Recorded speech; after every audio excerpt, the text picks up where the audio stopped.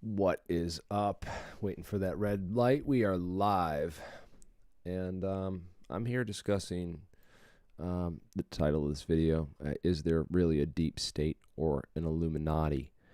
And this, a lot of interest in conspiracy theories lately with this whole mess that happened in Washington, D.C. And the riots and people trying to understand what happened there. So a lot of misconceptions and lies being spread about conspiracy theories, and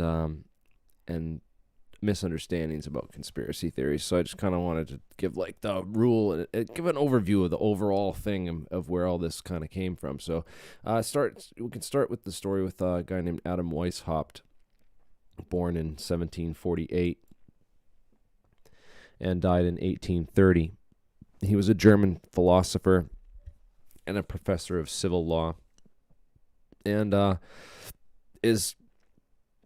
was the according to history, was the founder of the so-called Illuminati. And the way that they did this was he had identified a bunch of the most prestigious universities at the time, and was understood like the tapping of intellect and how intelligence worked, and intellect, and just universities were kind of like these establishments where you could kind of bring certain people into certain ways of thinking and teach them. So he started with a bunch of these formations of these secret societies started in around the towards the end of his life, when he was putting this all together, and he laid down essentially the foundations for what would become a tradition. Whereby all the elite colleges, there was like the Ivy League schools, Yale, and actually Yale's really the one with the most secret societies. It was really started at Yale, with the three secret societies that exist at Yale: Skull and Bones, Wolf's Heads, and Scroll and Key. Skull and Bones, of course, kind of came out in the public and got famous during the 2000 election, when it was revealed that both candidates were members of Skull and Bones. And it's like, well, what's going on with our election system? Both candidates are members of this secret society. John Kerry and George W. Bush. What's going on with that? And they kind of tried their best to keep that under the rug, but it really leaked out bad on the internet to a lot of people. And started a lot of the public's interest in the Illuminati, and starting to research, what are these secret societies, and is there like a real pyramidal structure within our society that runs things from the elite classes, and kind of keeps all of the rest of us in our place. Well, they kind of run all the secrets and run all the information and the intelligence, and kind of they play the grown-ups. They get to play with all the secrets, and we get told, oh, it's Santa's coming, and get told the Santa Claus and the Easter Bunny and all the other stuff. Very interesting idea that there's this sort of secret societies that exists, and that this upper class of society that exists and only trains their sons and daughters that go to these schools and get tapped into these secret societies, under the advisement of the elder members often. And it's crazy because a lot of times these people get brought in, whatever the bonding rituals are in these, they're very strong. Apparently they form these bonds between the kinsmen and the brotherhood that lasts a lifetime. But there have been a few members that have betrayed the order, and came forward. And there's been a number of them and those are very interesting, including that they let a woman into the secret society, which was like forbade forever, and then they let a woman in, and she of course betrayed them, and they were like, there was this whole thing about it. And now they banned women, but there was like, because she like fought. I don't know. There's a whole thing about it. You guys get into that. I'm not gonna waste too much time on it, but there's a lot of history here that people started investigating and looking into when they were like, oh, is there really a Illuminati? Lots of books have been written on a lot of this stuff too, but you can go and research it yourself. Wikipedia, it's now up on Wikipedia, a lot of this stuff. It's before it was like kind of hidden. But Gary Allen was this guy. He started researching a lot of this stuff, on his own. But he was a conspiracy theorist and conservative writer. And this is the book that inspired Alex Jones. He wrote a book called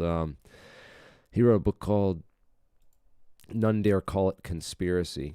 I have a copy of this, one of the original prints, and this is the book that Alex Jones read that kind of like got him involved in all this. And it talked about a couple guys.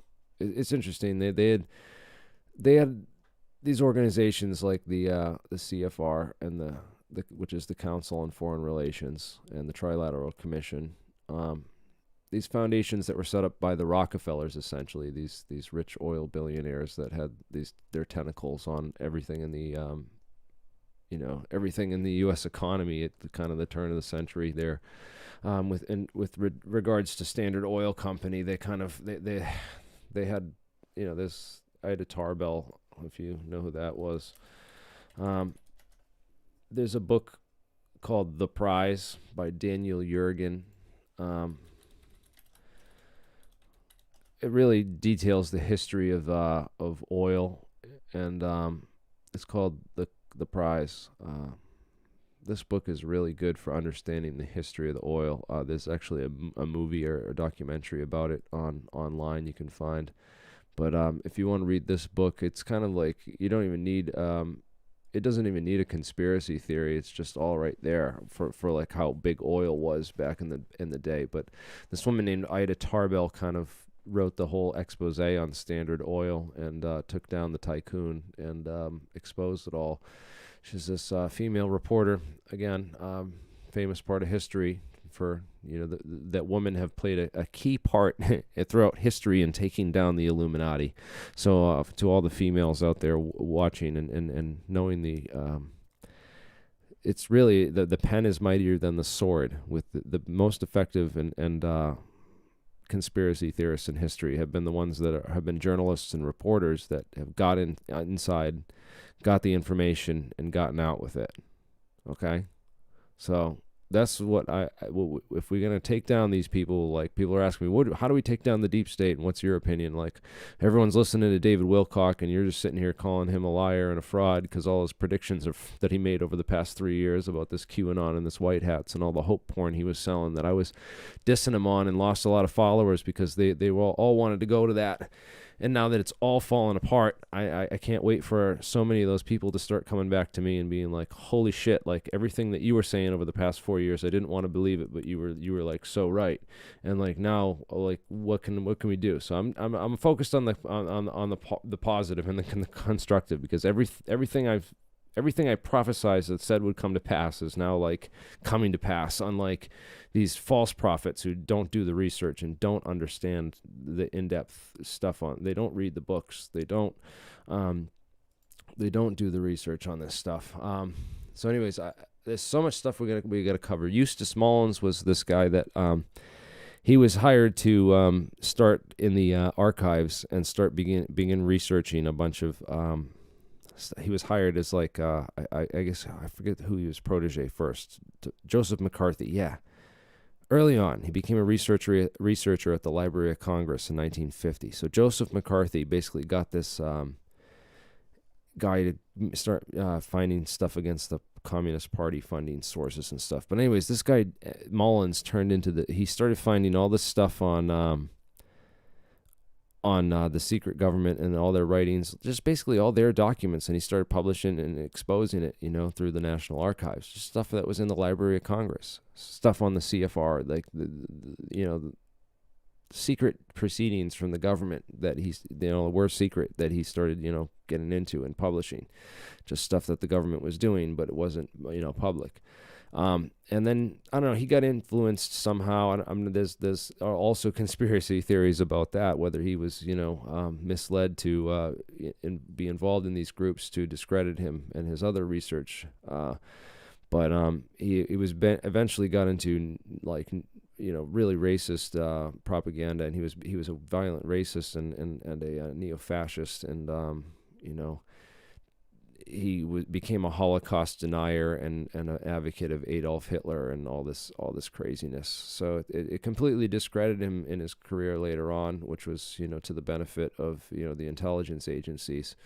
But it's still he played a part in getting access to in this tradition that others like Gary Allen would follow of just read their documents.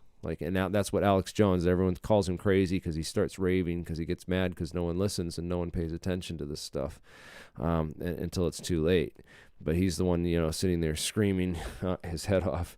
But really, when he's right, he's right. And he's right because he reads their documents. He goes and, reads the Trilateral Commission, reads the papers that these people write, goes, just search for Council on Foreign Relations publications and just start reading their books, start reading.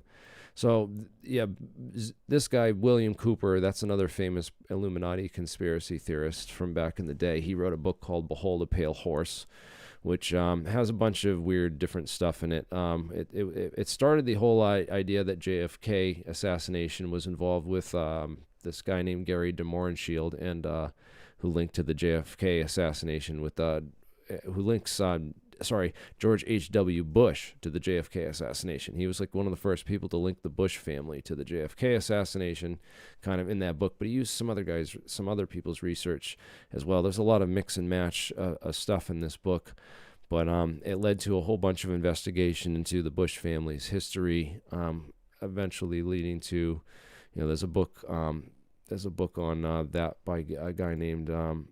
There's a book called Family of Secrets. It just talks about the Bush family because, of course, the Bush's father, George W. Bush, George H.W. Bush, and his father, the grandfather, Prescott Bush, were all members of Skull and Bones. They were all deeply tied to this Yale secret society that would do intelligence recruiting for, basically a lot of these people that were in Skull and Bones became spies, or they became bankers. It's really interesting because there's an overlap that we see. It's an overlap between military-industrial, banking, and government.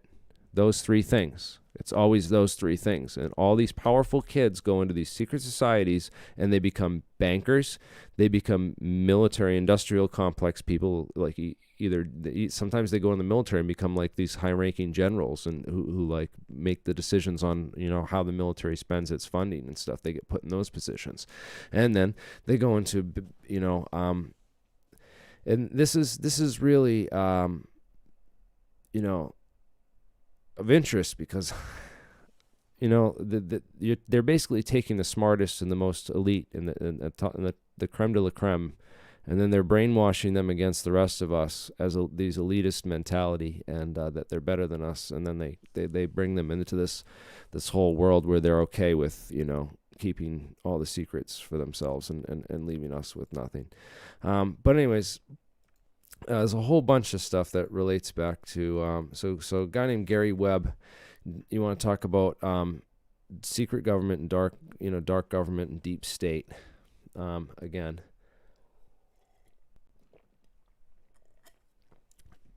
Welcome. I'm going to just go and join the audience. Yeah, we're just going to do a recap on this stuff, man, because it's like people forget all this stuff. And they don't like go into it, and everyone's like, oh, what are conspiracy theories and what's your grandmother's asking about this stuff now, so you can go and show her this video if she wants to like get a breakdown of it and have it all explained. Hopefully I do a good job at it. But I want to get more into so Behold a Pale Horse. Yes, he also revealed a lot of stuff about government drug dealing in this book, Behold a Pale Horse, which is another thing I want to get to. This guy, Gary Webb, he was an investigative journalist, was doing a lot of investigation into the CIA's involvement in drug smuggling in South Central Los Angeles. And most of you might be familiar with a guy named, a former LAPD narcotics detective.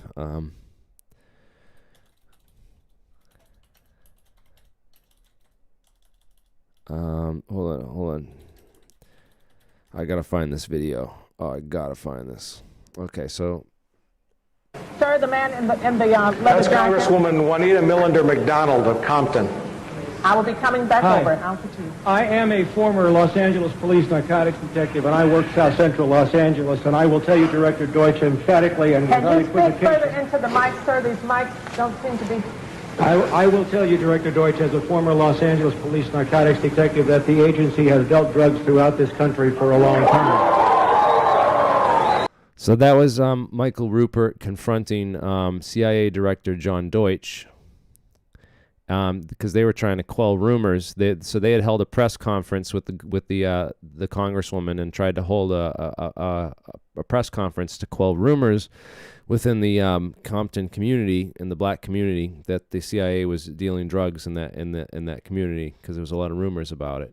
And that's when Michael Rupert's like, enough's enough, and he stepped forward, and it almost caused a riot. And I mean, this is free speech, like it's not. This is important stuff that needed to be told. And then Mike Rupert went on to a great career of exposing the deep state. He's a great person to research. He's written several. Michael C. Rupert is his name, and he's written a great deal of books on the deep state. If you really want to do the research on this stuff, he's another name you really should research. He talks about this movie. This movie Collapse is it's what I feel could happen this year. Like he saw it coming. He was one of the real true prophets of our age. And sadly, he shot himself because he just couldn't take it anymore. He just saw so much going wrong with the world that he felt he couldn't save it, and he had done enough. Honestly, he took some big burdens on his shoulders, and he fought the CIA tooth and nail for a period of 20 years, and really did a number on them. We wouldn't have been as far in the information war against one of the public's main adversaries in the information war, the Central Intelligence Agency. Their job is to, essentially Operation Mockingbird is one of the most revealing CIA documents. It just shows the control and the level that they go to. They have people and agents of influence in every media organization in the United States, and that includes Jack Dorsey and Mark Zuckerberg. Okay, so so another thing we want to talk about, Operation Mockingbird. So they control all the news, they control all the media through Operation Mockingbird. So this is why there's Illuminati conspiracy theories, because they have agents of influence inside every news organization. They're giving, of course they get news and information from the CIA. They get to confirm through them, and then they also get disinformation fed to them, and they have to copy it and post it and spread propaganda for the CIA always, and they'll cover up stuff for them and get stuff censored and taken off the web and whatnot, whatever else. So anyways, so that's a good introduction to that. Family of Secrets by a guy named Russ Baker. That's another good book to read on the whole Bush family and the Bush connection to the JFK assassination. That's another rabbit hole we could go down with the conspiracy theories on the JFK assassination. As you know, Lee Harvey Oswald was a CIA agent at Atsugi Air Force Base. He worked for the CIA. He worked for a guy named David Ferry at the Air National Guard, and before he even joined the military, I think as a reserve and so he was tapped for CIA through David Ferry, who later was a contact of his while he was pre-leading up to the JFK assassination. He was basically they've traced down all the people, all the agents that were years have gone by since the JFK assassination, so people who haven't done the research should on the case and not listen to all the shills and all the liars like who's that one guy, Buglio, the lawyer that lawyer from New York that wrote the definitive book on ending the conspiracies on JFK assassination. Yeah, right, my ass, dude. Shut up. Shut your mouth. Anyways, yeah, David Ferry. There's a whole bunch of guys. George de Mohrenschildt was another name you should look up if de Mohrenschildt. Very hard to spell. And but this guy is another name you should look up in the JFK assassination if you're researching stuff on that and want to know those links. I have a whole bunch of the stuff about that on my website as well. But yeah, that's the JFK assassination. A lot of those guys from JFK, also JFK's lover, Marilyn Monroe. Boo, recap. Marilyn Monroe. So, apparently Marilyn Monroe overheard some bedroom talk.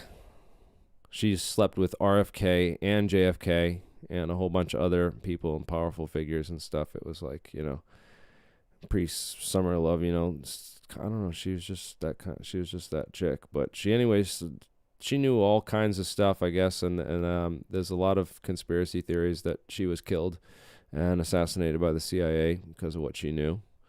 But more so what she was telling a friend of hers named Dorothy Kilgallen, who was a reporter, that also got whacked, that not a lot of people know about unless they really research the UFO file and the UFO stuff. So Dorothy Kilgallen, big into UFO stuff, connects kind of JFK with some deep aerospace stuff and the UFO file, because and some people that were involved in some of that stuff back then, including, I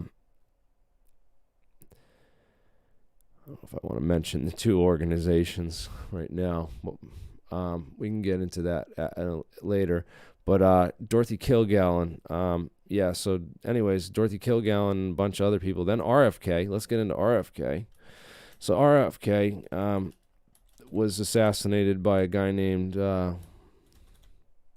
Sirhan, the hypnotized Manchurian candidate Patsy, and who was waiting there with the gun. The woman, he saw the woman with the polka dot dress that put him into the stance and he was just programmed to fire the gun and empty the gun when RFK came in. Of course, the autopsy on RFK shows that he was killed by a single bullet wound to the back of the head from behind. When Sirhan was in front of him when he walked into the kitchen, Sirhan was right in front of him. So the bullet that killed him, there was extra bullets in the room, and the security guard that was escorting him into the room when it happened was a guy named Thane Eugene Caesar, who it turns out was a security guard at Lockheed Martin that had been called over, as extra security to work at the Ambassador Hotel for security that night.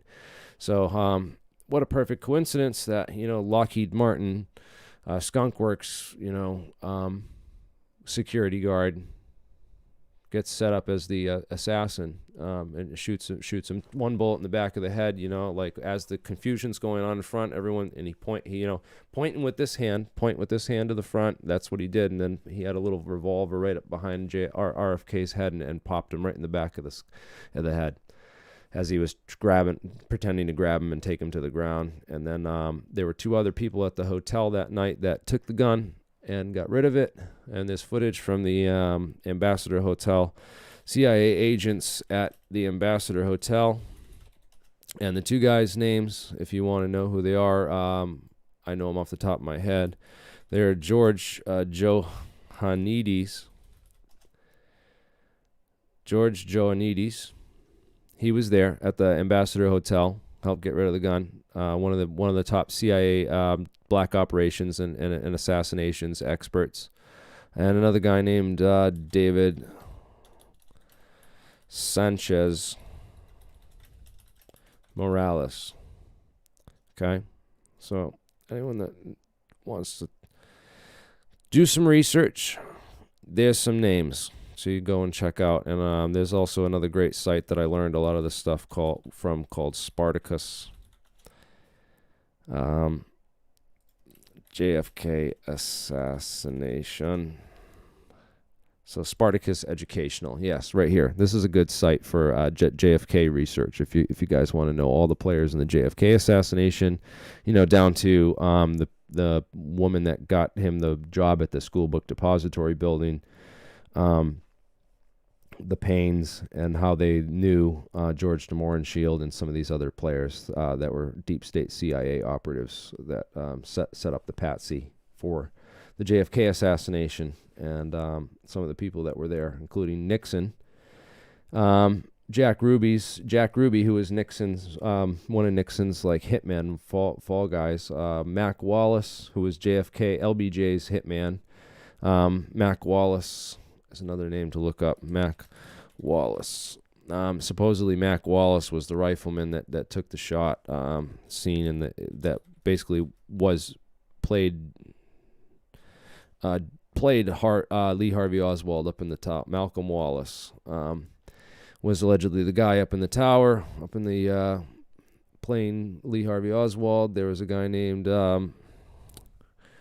Lucien Sarti.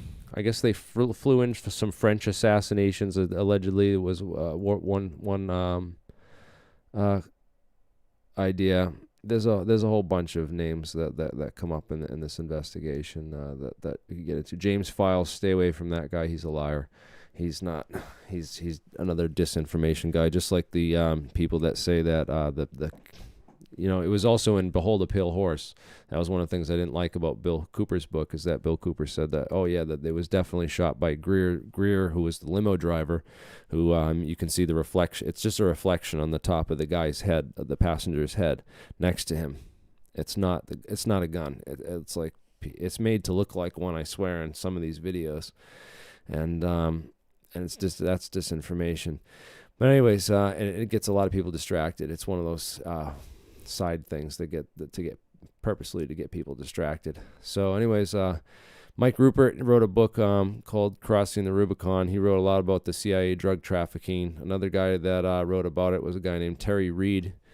Terry Reed wrote a book about called Compromised, and also the Mina Connection. And the Mina Connection is interesting in all this because it kind of gives us an idea of how the presidents have all been elected in a deep state fashion. Because who was Bill Clinton? Where did Bill Clinton and Hillary come from? Everyone wants to, Bill and Hillary Clinton, they came from Rose Law Firm. They were lawyers for a law firm, and then they got involved with some people that were running drugs there. The CIA, basically, this guy Barry Seal was running the whole operation through there and needed a lawyer. They got involved with it. One thing led to another. He ran for governor. Won the governorship. Was he governor of Arkansas?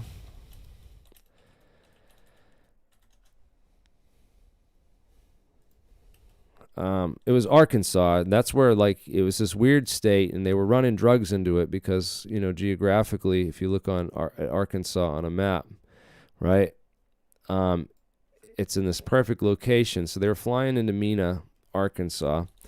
They had teamed up with, if you watch anyone watch Narcos, right? Fog of conspiracy. Yeah, people keep getting lost, right? So it's been so long since I've researched this stuff, but I want to get people to get into this because anyone watched the show Narcos, right? So Narcos, there was this one episode in Narcos where suddenly he gets diverted and flies to Nicaragua and gets caught up in this drug exchange with where there's some CIA agents, and then you don't really see much of it anymore after that. But that was a real thing that was going on.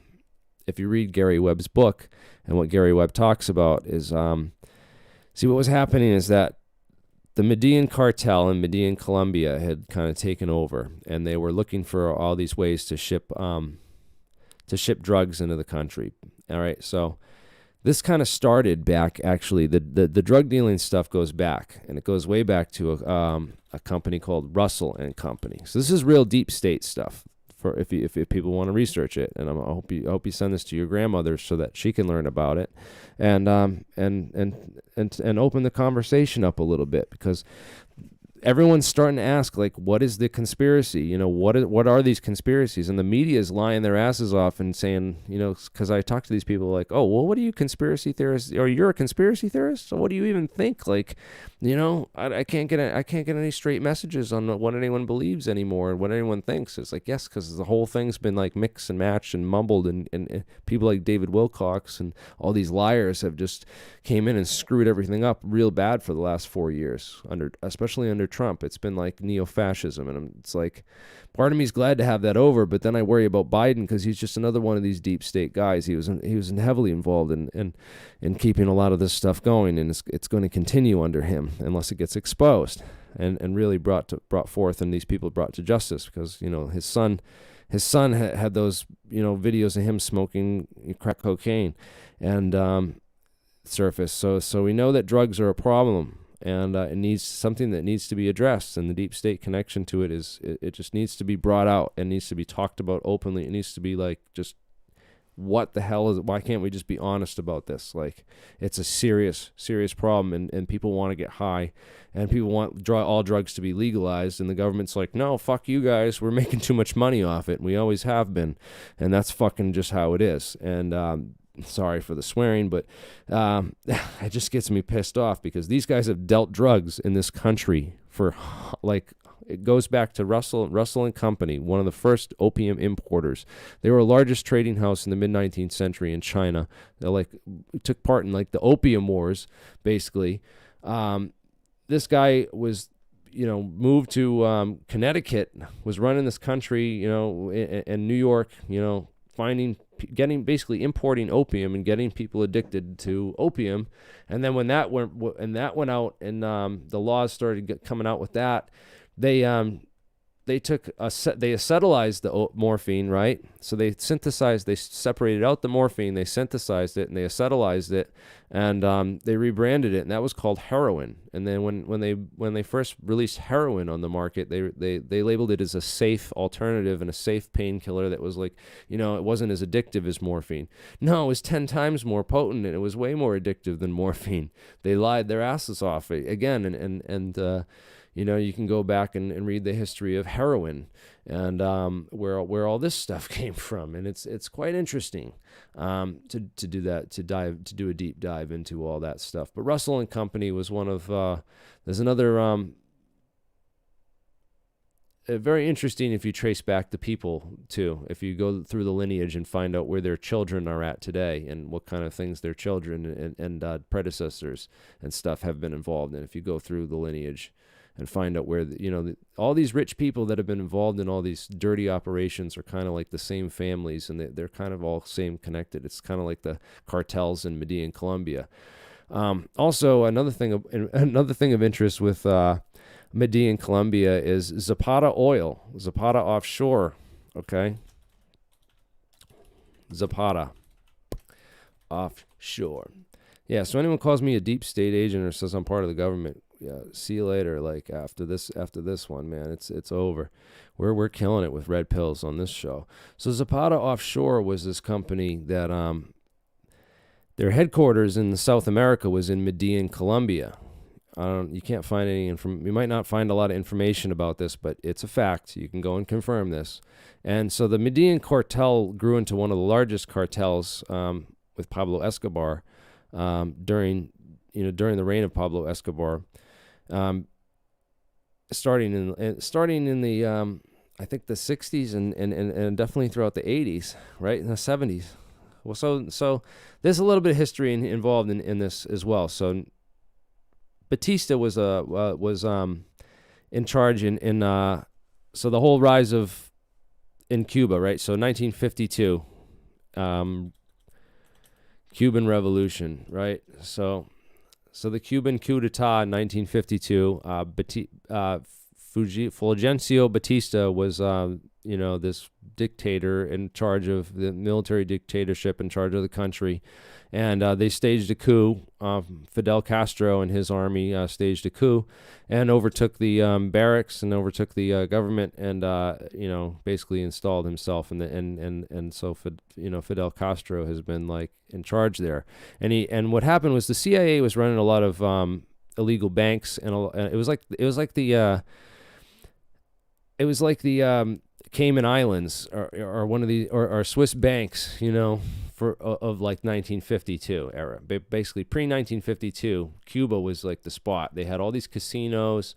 It was a big place for money laundering operations and a lot of Jewish organized crime and stuff of that nature.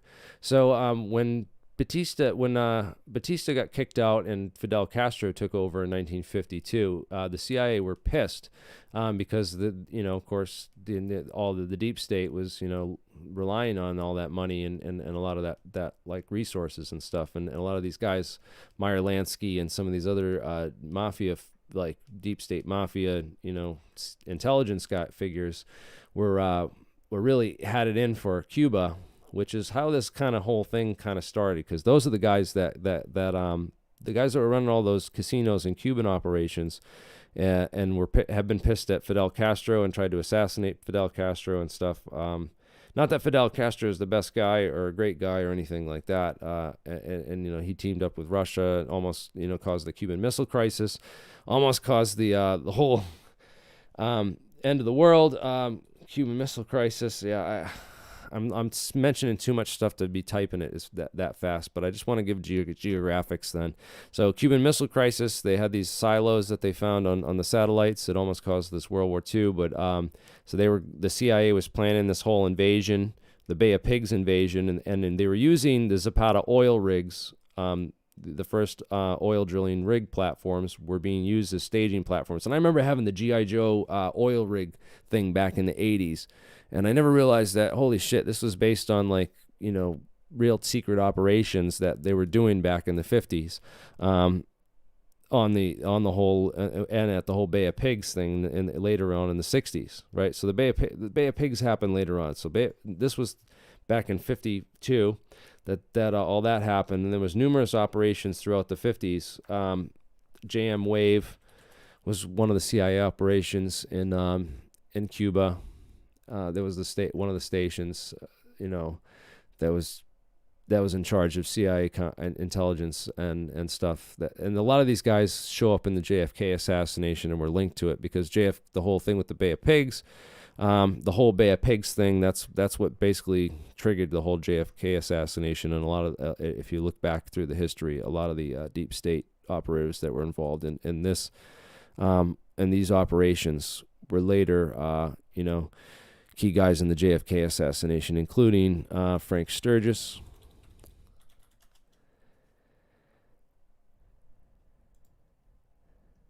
Frank Anthony Sturgis. Another guy was E. Howard Hunt. E. Howard Hunt's another key figure in the deep state. He's one of the deepest guys that have ever been deep of any of the deep people. And his lawyer said that, his lawyer made some interesting comments, I'll say, and it's related to the UFO file, because it kind of is kind of weird and eerie, but basically says that the UFO file is like our deepest intelligence. In any case, this is just a sample of this stuff and how it all connects, and how a lot of this is interesting connections. But anyways, let's connect it. So they were running these flights from Colombia. They were doing these oil platforms, and they were bringing it in through the oil barges originally, and that was one of the first ways that they were doing it. And then when that didn't, that continued for a number of years. That's been going on with the oil pipeline being a key conduit for drugs into the United States through CIA drug channels. But one of the ways that they were doing it back then is they would fly direct from Colombia or Nicaragua, right? So they'd make a stop-off point in Nicaragua where because they were exchanging computers. They were fighting a war in Nicaragua at the time for the CIA, and they were fighting like stuff. They were, doing operations against Cuba as well. But they were fighting a civil war, so they were shipping computers from California to Nicaragua, and then they were getting drugs to California as well. I don't know how they were doing the original pipeline with Danilo Blandon, and Danilo Blandon was one of the guys, Oscar Danilo Blandon. He was one of the big CIA drug dealers for that whole operation caught up in that Iran-Contra thing. If you guys look it up, he was dealing it to one of the main drug dealers in Los Angeles, which was a guy named Freeway Ricky Ross. Not the Rick Ross, the rapper, but the real Ricky Ross. Freeway Ricky Ross was selling he opened up the Walmart of crack cocaine in Los Angeles in the 80s, and that's what all those people were mad about and confronting CIA Director John Deutsch over in that video we showed earlier. So Oscar Danilo Blandon was the dealer apparently, and he was connected to there's a bunch of people, but it connects also to Oliver North, and who was in charge of the White House's operation and overseeing a lot of the liaisons between this all. So Oliver North's like a CIA, he's like a deep state guy, and he's not like a media pundit or something, right? Is he still around? Do they still let him like actually talk on the media? Do people actually, because he was like hailed as this like military guy and this senior statesman who served the country. I mean, this guy was like a deep state criminal extraordinaire, and they tried bringing him back out. I don't know if he's still on anywhere, but he's one of the ones that you always have to watch out. You'll always have to watch out for the kind of things that he's been involved in and people that he's been involved in. So for sure, yeah, but. Anyways, the BCCI, that was another thing that came up that I showed for a second. The Bank of Credit and Commerce International, which is another interesting thing to research. It was founded in 1972 by Agna Hassan. It was this Pakistani bank, and it was basically this bank that was used by all the drug dealers and all the deep state guys to launder money and send money around the world. And it was quite the bank that they had going there. But anyways, when it all came down, and they had a big when did Rudy Giuliani get involved in the I gotta find this. So you won't find this in here. It's all been wiped from the record, but the company that there was you can find this. You will find this. You have to dig a little bit. But the company, there was a law firm called White and Case. Okay? And the White and Case law firm is where Rudy Giuliani got his start. Rudy Giuliani was a prosecutor for New York City. And he was prosecuting He was prosecuting the Bank of Credit and Commerce International back in the day. But this was earlier, when he was, before he was mayor. This was long time ago. So he was a prosecutor in New York City, and he started prosecuting this case against this deep state bank. And that's when he got tapped into, because he got involved. He got involved in a whole world of stuff that was going on. Barry Seal was running cocaine for the U.S. government. He was running into Mena, Arkansas, and Bill Clinton was working as the governor there as a cover for the whole operation, and that's why he got tapped to become the president, years later, because of his, assistance through the Rose Law Firm, and him and Hillary, and their, desire to, for fame and fortune and glory, to work with the deep state and the CIA and come out of nowhere to win that election.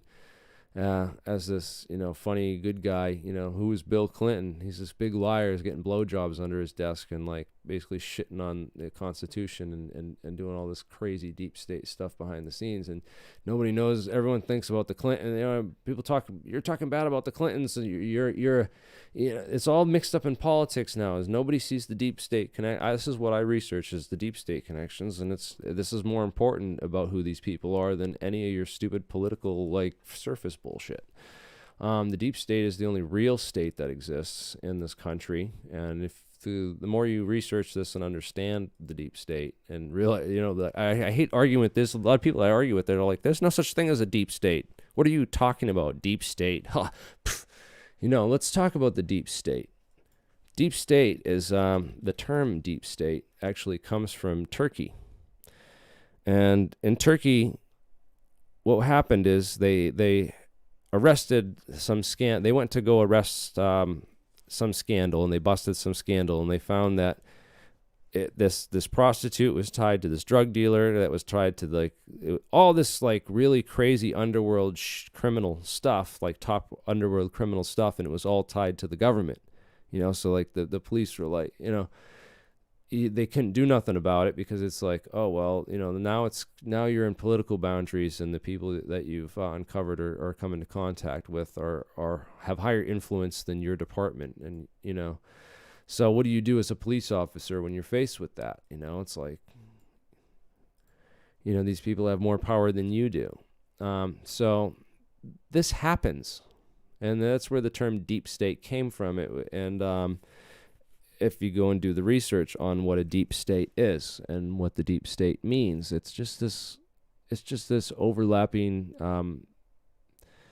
it's overlapping conspiracy and controversy, and tied up in intertangling and intermeshing of nefarious affairs, and it still goes on to this day, believe it.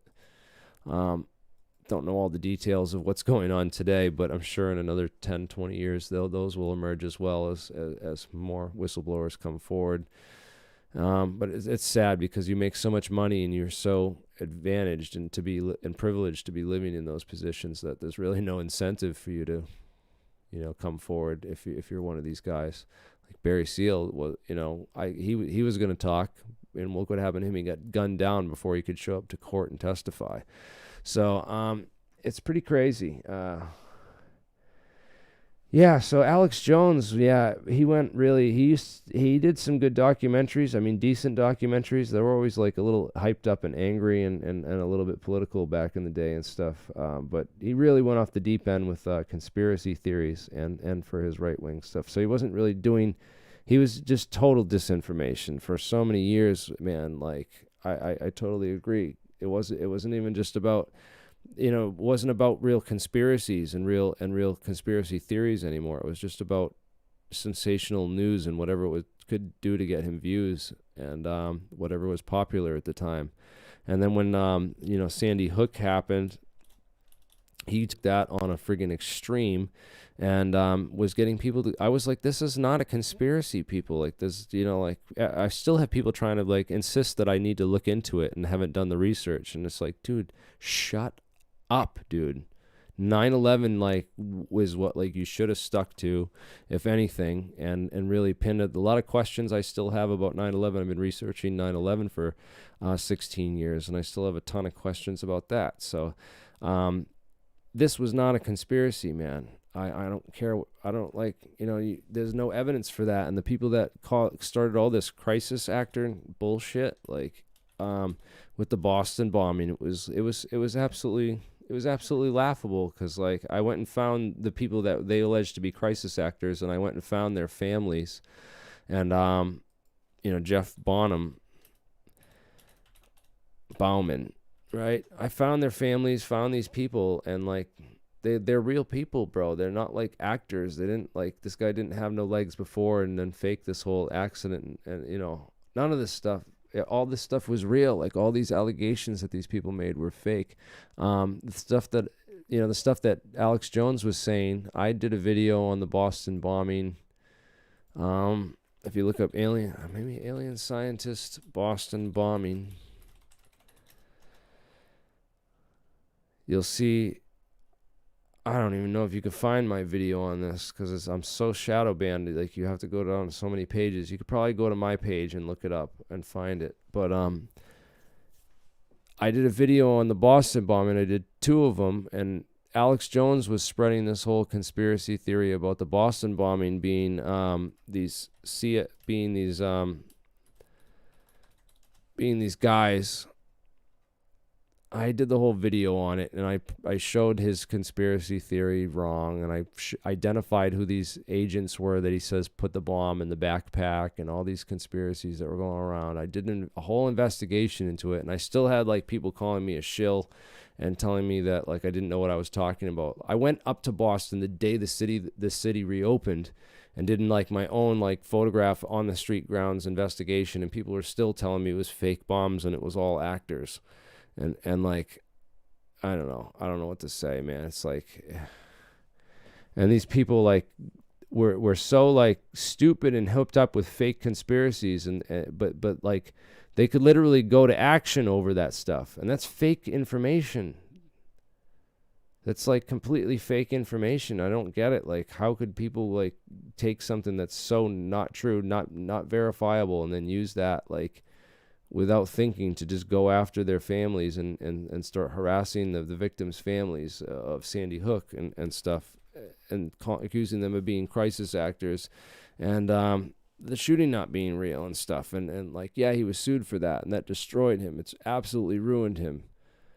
It's the worst thing he possibly could have done. And yeah, he should have never I don't know what happened. I was really confused at the field at that time, because these people were Luke Rudkowski's another one. He kind of like started out as this guy who was going around and going and confronting all these big, New World Order deep state players. And he used to confront all these people on camera, and now like they took his platform away and stuff, but he didn't pay attention to a lot of my research either, and the stuff that I was finding out. And that kind of like, I've kind of been closed off to a lot of these people, and it's a shame. We kind of do our own research in our own directions, and kind of there's some overlap. Like Dark Journalist is another one I've been trying to get on his show, or get him on my show to talk more about this stuff. Joseph Farrell, I almost got him on one time. He's another big conspiracy theorist over at GizaDeathStar.com. I don't agree with a lot of stuff that Joseph Farrell says, though. I think that's where DJ is going quite wrong, and I think that's maybe hopefully becoming more apparent to DJ as this John Trump thing fizzles out. As everyone was hope. He was really pumping this idea that John Trump, who was it? Was it Donald Trump? Who's Donald Trump's uncle? Right, with that had the Tesla file, supposedly. He's saying that Donald Trump's got the Tesla file, John G. Trump, right? So apparently John G. Trump's got the Tesla file, and that's Trump's uncle or whatever, and that there's a conspiracy group, including Dr. Joseph Farrell, who's got this guy, Dark Journalist, Daniel Litzt, convinced. So Dark Journalist, he's another big channel. Most people should know about Dark Journalist if they study this kind of stuff. Yeah, so you can go look up Dark Journalist. But anyways, John G. Trump is supposedly, they're alleging this conspiracy that John G. Trump's got and Vannevar Bush and the Varian brothers were the ones who got the Roswell material, and that they got all the access to the UFO file and all the UFO secrets, and that Trump was supposed to, Trump supposedly had this stuff and knew all about it through his uncle, and that they were gonna unleash it and drop it all, and that was this whole big conspiracy theory, and that was part of this whole QAnon thing, which also appeared, rather recently. This is kind of like when all this other conspiracy stuff started coming out on the internet. They realized that the real information was just like too much, and then as more people started, researching this stuff, they needed to like distract the public with a bunch of bullshit, like, as best and as long as possible. And I really feel like is what's going on. A lot of channels are going to get banned and taken down and purges are going to continue. But that's why I'm trying to get a lot of this information out before my channel disappears, and just do it in a factual basis, and try to get everything right and sort out the bullshit for people, because there's a lot of bullshit out there, let's be honest. And so the QAnon thing was, I believe, controlled opposition from the start, and this whole, especially with I mean, think about it, the whole slogan. What does this mean? WWG, where we go one, we go all. That's the motto of a sheep. So literally, it was a sheep herding operation from the start. Where we go one, we go all. And they started the sheep herding operation, hyped it up for 3 years under Trump with, they got a bunch of these new age right-wing, left-wing people too, to come over to the right wing through guys like David Wilcock. who, I don't know what's going on with David Wilcock now. Let's see what he's predicting now. He made a whole bunch of predictions that there were going to be these mass arrests, that they were promoting this big grand Pizzagate conspiracy. So they took like all these the evidence of elite pedophile rings, and that have so evidence of elite pedophile rings has kind of come out in the past and kind of been rumored about and talked about, and kind of even stuff within Hollywood that's kind of come out in the last couple of years and stuff. So there's a couple pedophiles that are around, and there's some pedophile rings that exist within elite circles and stuff, and have existed. And then they started this whole Pizzagate conspiracy, right?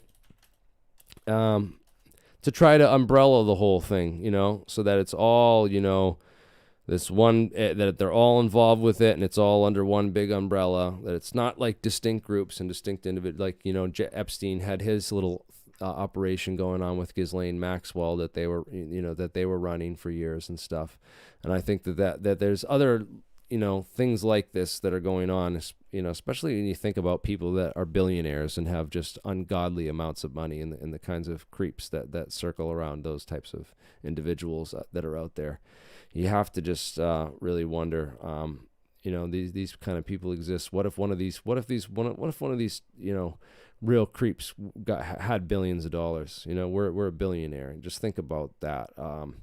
It's just something to, consider with the darkness and depravity of what the human mind is capable of. And anyways, this is the most darkest parts of our society right there, I believe, that sort of the pedophile stuff. It's the darkest thing you can get to.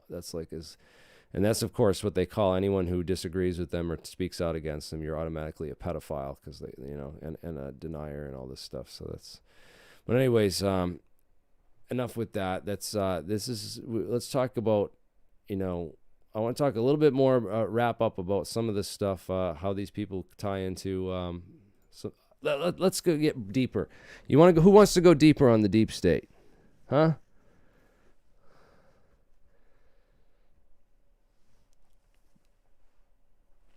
Oh, you're starting to think I'm part of the disinfo game. All right, let's go deeper then. Okay, you guys ready to go deeper?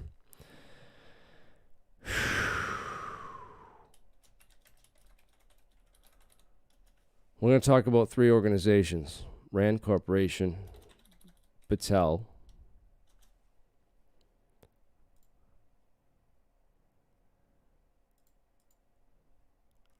and we're going to talk about, let's do a video first.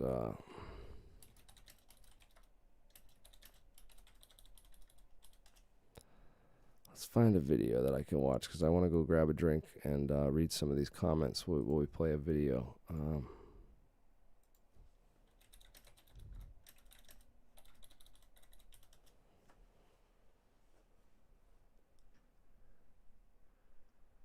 Okay, let's watch this about the Rand National Security Research Division. So this is the Rand Corporation.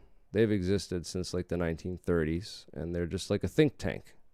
They're one of these big national, they're just a think tank group, and that kind of absolves them from, any one allegiance to any one set of ideas. They just get a bunch of smart people in a room and get them thinking, and, pick up a subject and let's go with it, So that way we can do think tanks and stuff. So this is one of the big pieces of the puzzle, because we talk about, this is only one half of it. This is the politics side is mostly what we've covered, and that's why some guys are like, oh, some of it's disinformation. Maybe, this John G. Trump thing.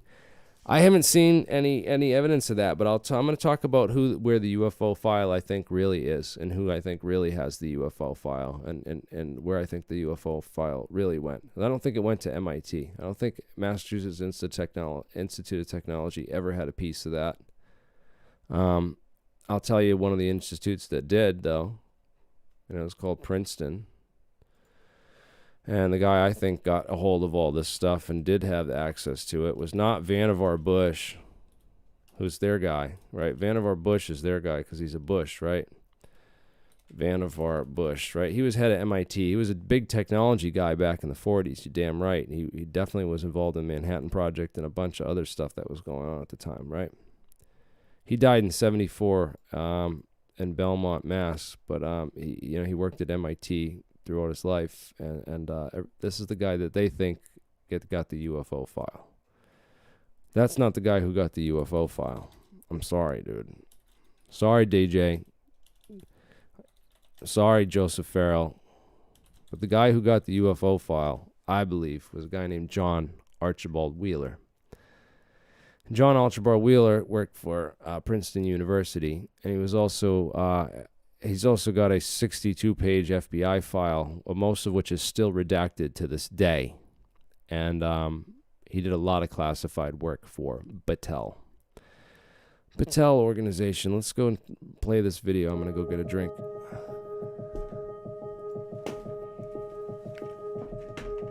The defense and national security landscape across the globe is both complicated and ever-changing. Whether it's cyber, whether it's the importance of space, whether it's hybrid warfare. Non-state actors. Failing states. The Iranian nuclear issue. Shifting demographics, aging populations, shifting ideologies.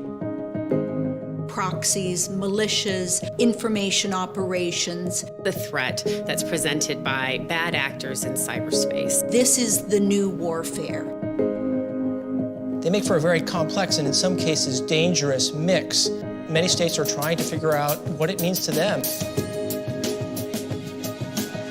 The National Security Research Division works on the toughest challenges in defense and national security. When clients come to RAND's National Security Research Division, they are looking for facts. An understanding of what the objective truth of a question is. They're looking for quality. In-depth research and analysis to help them make decisions about the future. The challenges that we face are multifaceted, multidimensional.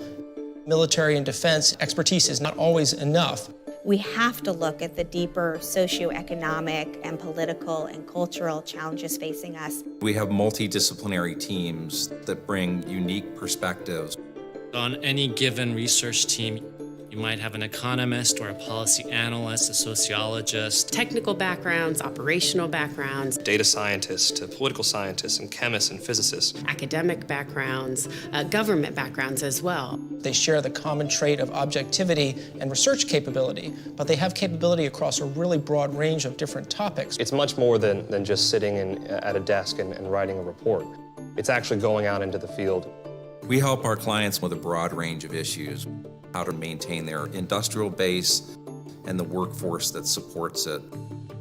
We also help our clients understand how to buy things more effectively, helping them save billions of dollars. Finally, we can help you with how to recruit, retain, and compensate the people that you need to provide for defense and national security. We're constantly trying to shape our recommendations in ways that can improve the way countries manage their institutions. Okay, so deep state. Let's talk a little bit more about the deep state and the history of the deep state. So we can go back to the history of the intelligence agencies, I guess, the OSS. Another guy I really should mention with Kennedy assassination and the OSS and all this is a guy named...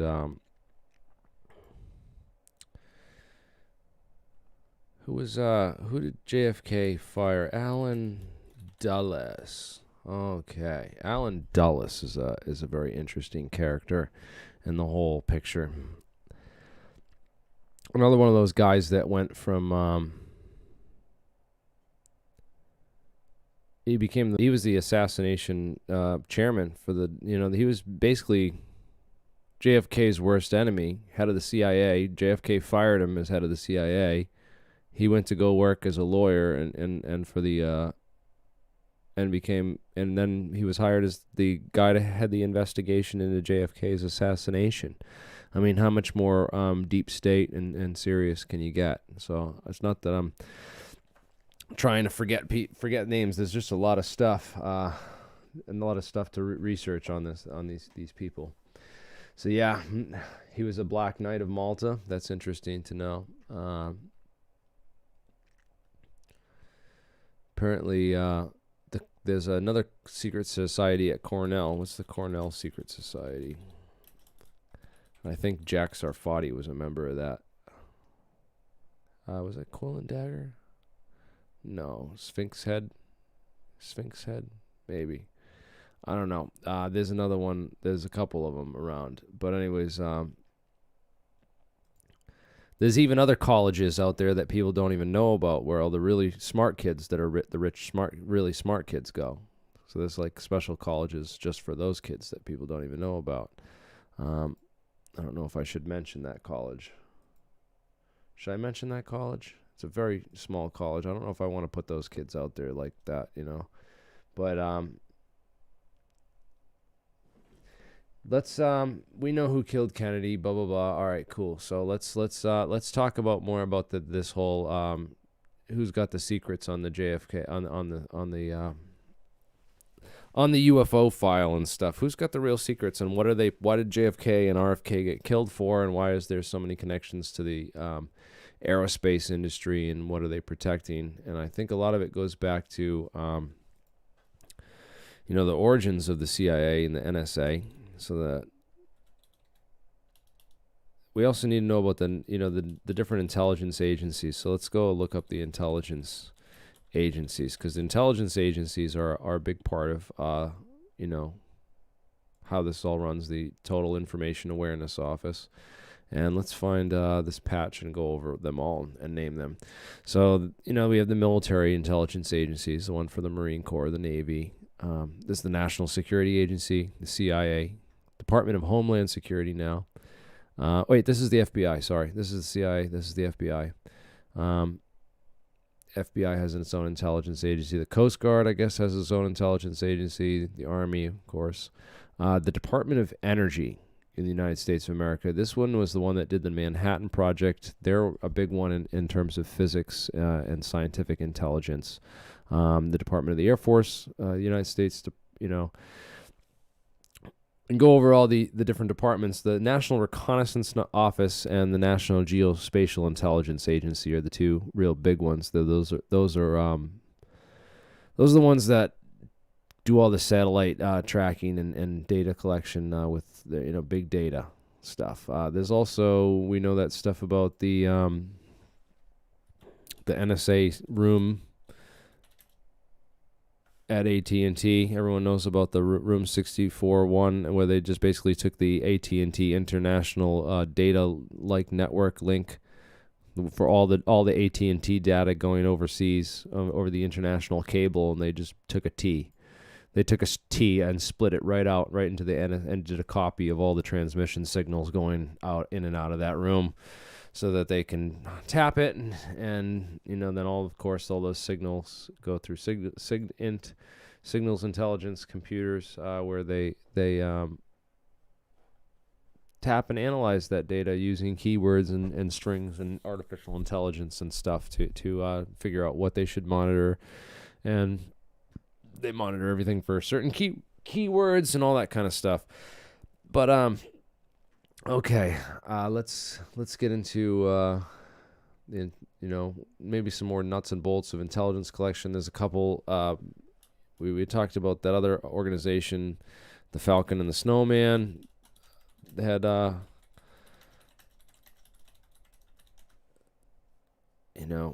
this was based on a real story. If people want to look up the real intelligence story of this, there's a movie on it. On that too, there's a couple interesting things on the life of this what's that guy's actual name?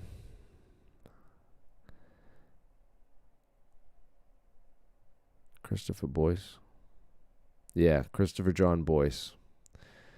So I don't know where he is now, but I guess he's still alive, and they went and talked to him and stuff. So yeah, he's age 67. I guess this is the Falcon. He still flies Falcons out somewhere. They did it there's a video of them when they meet up with this dude, but he worked for TRW. You can check him out. There's tons of stuff that we could get into with where you can get into deep state stuff from here, and it's not really a conspiracy. but it's just the smartest people and the control over the information, and who has control over the information, where the information goes. We have little windows into this whole world because of people like John Boyce, and Edward Snowden and others. So the Snowden documents reveal a lot about the programs that are out there to surveil us and keep track of us all. But Rand Corporation and Battelle are two the big ones. Battelle manages all our national laboratories. If you look up Battelle on Wikipedia, that's super scary, that they have that super tight control. I want to go and interview people from these, the heads of these labs. We should start calling the heads of these labs, Livermore National Labs, Brookhaven. I could go to Lincoln Labs. I don't think that's on here, though. No, it's not. So Lincoln Laboratories is not on there. So they're not managed by Battelle, which is interesting. But a lot of these other big laboratories are super managed by Battelle. And this Washington Group International stuff, Battelle's got their hands. They're big metallurgists. They're big deep state guys that have done a lot of metallurgy work. And it's interesting. They appear in a couple different places. Mick West was saying, someone asking, is there any connection between 9/11 and UFOs? Right? That was a weird question, right? Can anyone name a connection between 9/11 and UFOs if you study, conspiracy theories? Yeah, Robbie Martin. I still talk to Robbie Martin. I should get Robbie Martin on, bro. I would love to get Robbie Martin on. I'm going to invite him to my Zoom call. See if we can't get him. I should get him on a schedule. I got a couple people scheduled. I'm starting to get some time stamps to get people scheduled on for interviews, and a lot of them I'm going to be doing just shooting the shit with people and recording it and then editing it down, and doing more edited stuff, so we can get more people. Because I want to get more people on to talk about cool stuff like this and really dig into the real, nitty gritty and the science, and then talk about. I want to get into these labs, because this is a whole nother level of the intelligence, is where you get into the specific stuff, and this is where you people want to talk about SAPs, right? Special access programs. Well, this is where all the special access programs, kind of are. And we'll give some examples of stuff that came from special access programs, including the most recent thing that I showed in this, which I showed briefly in the last stream from last night, but I thought that maybe we should spend a little bit more time going over it, because it's got a lot of great stuff together in it. Dang it, where is it now?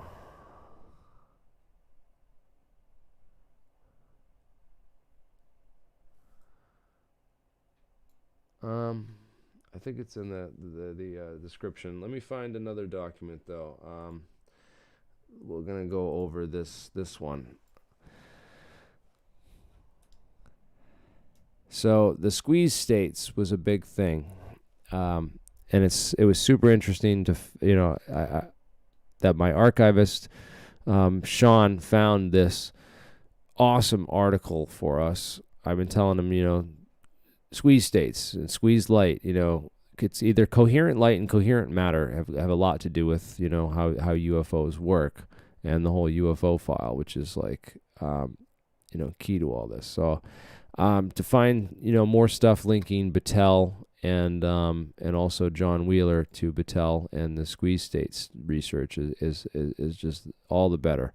And, I thought that was super key, because this is one of those special access program type things. And I know there's a lot of rumors that, allegedly the material from Roswell, all right, I have a whole file here I'm putting together on Roswell. I'll be releasing a video on that, I think, in a month or so. I'm gonna edit it all down and work it into like a real nice video on Roswell with this material I've got working on. But if you go back to the Roswell file, you'll know that the material was shipped to Wright-Patterson. It was allegedly stored in an underground facility. They literally built a whole underground facility and a whole institute right next to the air base. They built a whole university right after 1947, and it was off the grid. It was really, really weird. There's a lot of, even today, there's a lot of rumors about the tunnels, and what the tunnels were built for and what they were used for, and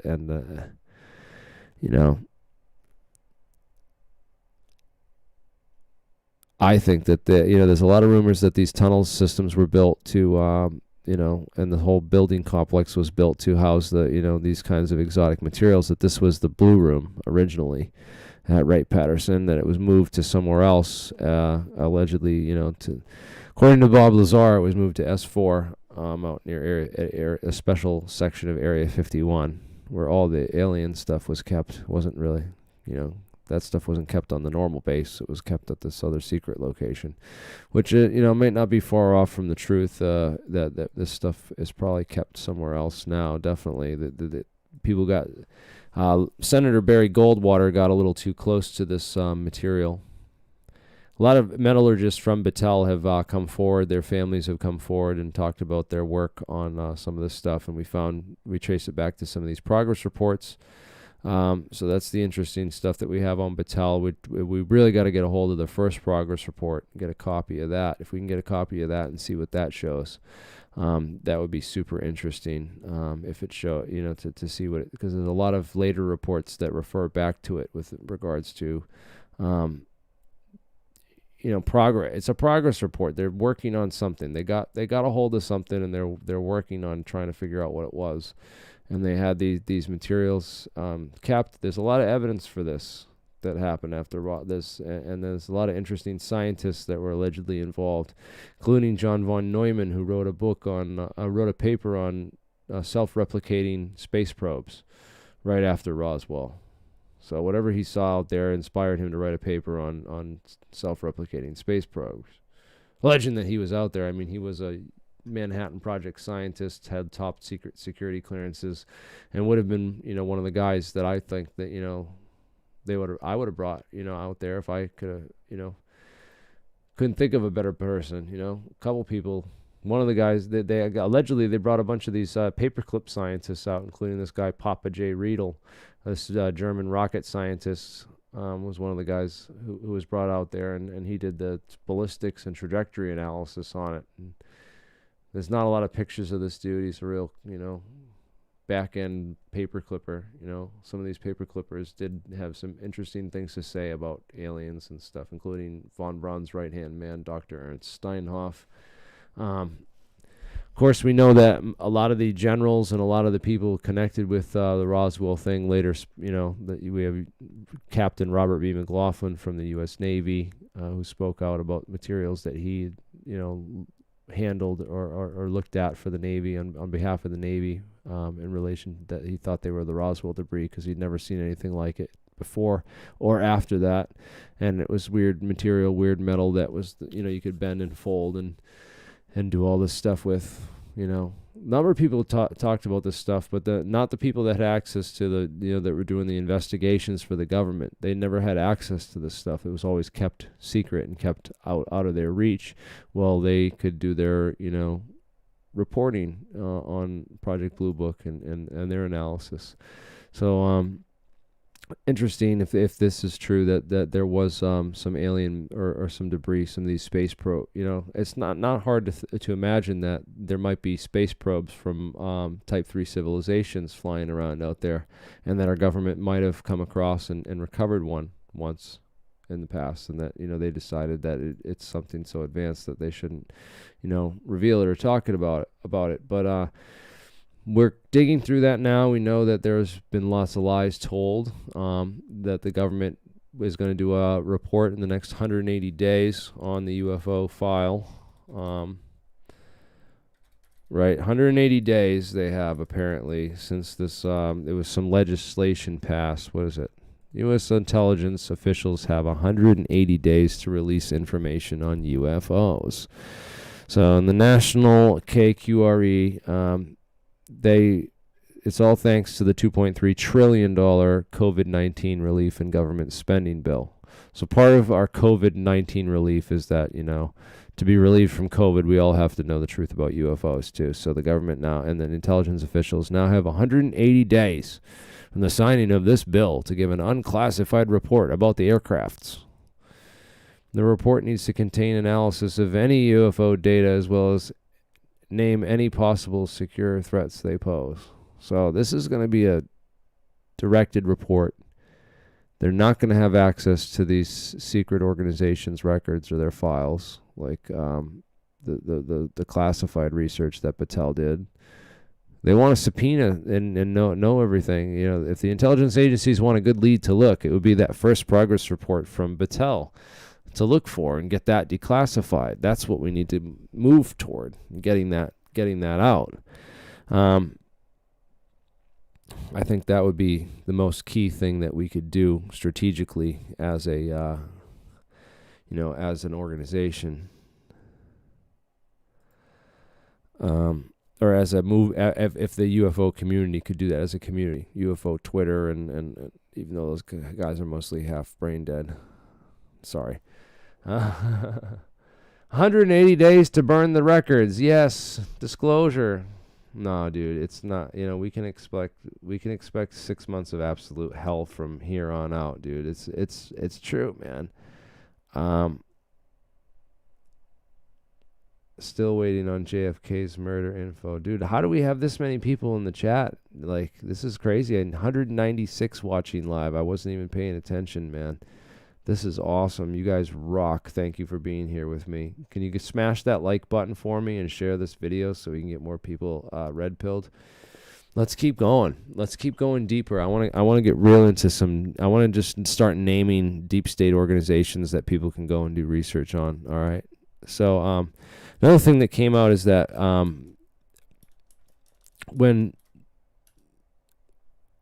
Edward Snowden got hired for the NSA and went to work for them, right? He didn't get hired through, he didn't get hired just directly. You didn't apply to the NSA and just get hired by the NSA. You don't just send he applied to Booz Allen Hamilton and got a job at Booz Allen Hamilton. And then that's what got him, hooked into the NSA and all these people. So not to say that everyone at the Booz Allen Hamilton works for the CIA, the NSA and the intelligence agencies, but you're definitely under their umbrella if you're working for them, for sure. They're one of the big ones. Another one is Brown Brothers Harriman. They're another one of these old school money, big banking, people. The usual suspects. So Brown Brothers Harriman, right? So another big bank, Solomon Smith Barney. So Solomon Smith Barney's another one of those, old big Solomon Brothers, right? So their old headquarters was in Building 7 of the World Trade Center, which collapsed on 9/11, and they used to they do interfinancial banking and stuff, and they were actually on their board of directors. Donald Rumsfeld and Dick Cheney both sat on the financial advisory board for Solomon Smith Barney's. Foreign policy advisory board. They were one. I think Donald Rumsfeld was the director and Cheney was a board member. And they quit right before 9/11 to join the Bush administration. And then a couple months later, that building where they both worked in for Solomon Smith Barney mysteriously fell down in a pile of rubble that was cleaned up immediately by Mayor Rudy Giuliani. In case anyone forgot about that. But anyways, let's move on to some other bankers, and so anyone knows about Wachovia.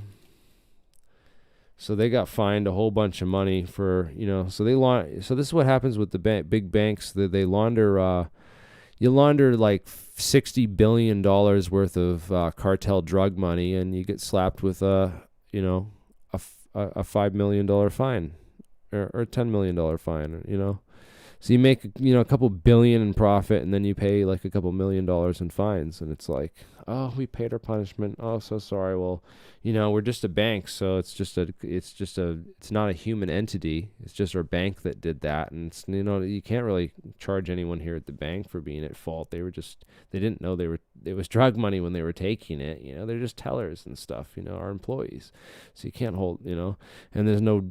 So they can't hold the directors accountable. They just pay a fine, and the drug dealers and their money launderers are allowed to continue the operation with almost no penalty at all. We had to pay a little tax on some of the money we made. Oh well. So anyways, that's that goes on. That happens. The drugs and the oil are a big piece of the pie with the big money pictures. But let's talk more about these private interest organizations and some of these players. Anyone ever heard of? So let's name some of these companies that have existed over the years. Some of the CIA front companies, and whatnot. Permandex. Anyone ever heard of Permandex? The company that the company that killed JFK, basically. The International Trade Mart in New Orleans. So this Guy Bannister was running this Guy Bannister's office, and Dave Ferry was this go-between with Guy Bannister, and this is they were involved with Clay Shaw, and this is what Jim Garrison found as the district attorney in New Orleans when Jim Garrison began investigating the JFK assassination, and became convinced that it was big. It was part of a much larger organized crime conspiracy involving the Central Intelligence Agency and some of these deep state players who he began to himself uncover in the process of his investigation into the JFK assassination, and then attempted to alert the American public on, but was met with the force of the CIA's Operation Mockingbird. Which made an absolute fool out of Jim Garrison as best they could. His story wasn't really successfully recovered in the mainstream press and the media until 1991 with the movie JFK by, was it Oliver Stone? Yeah, by Oliver Stone, and the movie JFK, where Kevin Costner plays the role of Jim Garrison in the movie. And that movie was definitely got a lot of people to rethink about the JFK assassination and almost reopened interest. And they released a couple more. They started releasing documents basically after that. They said, well, we're going to release documents until like 2000 something, until all the people when all the people are really dead from who might have been involved in this, including Henry Kissinger and George H.W. Bush just died last year, but the year before. It was a year before. Sorry, but the end of 2019, I think. But anyways, JFK, the film, Oliver Stone, Permandex. Let's talk about some other companies. Silverstream and Richard Grove, you can look up. That's another interesting story. That he was working for a company called Silverstream. They were doing like blockchain software, these read worm drives, and a way of keeping accounting in the exchange market with computers. And they had these things set up inside the World Trade Center. We're running all these computer systems and stuff for the World Trade Center. He says that he found evidence of a backdoor in their system where they could dump files and do like weird computer transactions with this software. Tried to bring it to his advisors. He was told to bring all his evidence to the World Trade Center on the morning of 9/11, and luckily he missed he missed the meeting, because when he got there to New York, there was already a plane crashed into the 93rd floor, and he was supposed to be in a meeting on the 91st floor, and he would have been.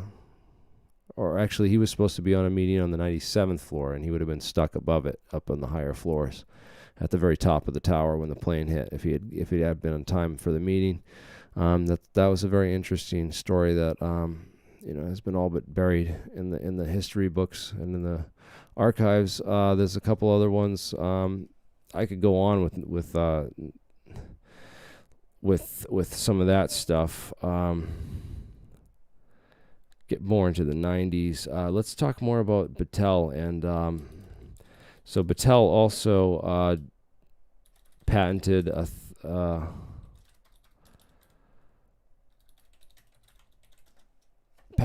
one of the interesting patents you come across. You go through all the Battelle patents and stuff, and I came across this one while doing research into 9/11 actually, and they patented like nanothermite cutter linear shape charges and cutter charges for demolition. Basically, that's what this is. It's a way to cut steel and melt steel with and Battelle filed that. That's interesting because they're metallurgy experts, and they'd be able to make, you know, micro and nanothermite and composite.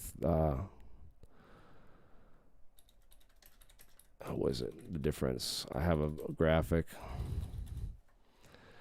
Find that graphic if I can find it to show the difference between this stuff. There's a researcher named Stephen Sun, who worked on this at Los Alamos at the time. If you look up this guy, Stephen Sun, Los Alamos, he did the research on the method, the sol gel method for creating the aluminum part of it, the powderized nano aluminum part of nanothermite, and he worked at that at Los Alamos National Labs, and the company that ran security over the labs at the time was a company called Stratasec Corporation. Stratasec's an interesting corporation, connected to the Burns and Rowe Securicom. They did electronic security at the World Trade Center, Dulles Airport, and United Airlines. So basically 3 out of the 4 planes that were hijacked on 9/11 were hijacked out of locations where they ran security, and then they were flown into buildings where they ran security. And Marvin Bush was on the board of directors, and he served on the board of directors from 93 to 2000. Couple other interesting people involved on this. Kroll comes up as they were a risk management firm that did some risk management and consulting work at the World Trade Center on 9/11. Very interesting corporation connected with this guy Jerome Hauer that ran the Department of Health response to the Anthrax attacks, which were against senators. U.S. Senators Tom Daschle and brokerage, who were calling for an official investigation into 9/11. So as the senators were calling for the government to investigate 9/11, they got hit with anthrax, and the guy from Kroll was hired to investigate that whole thing. Some interesting people on Kroll's board, but more interesting I thought was the Washington Group International, some of these other so Washington Group International was another company that worked in the World Trade Center that I came across in my research. Definitely one of these big name companies tied to some interesting things, including Bush's cousin or anyways, their competitors include Bechtel and Jacobs Engineering Group, and they're another one to look into in regards to that. The other one is Marcia McLennan, and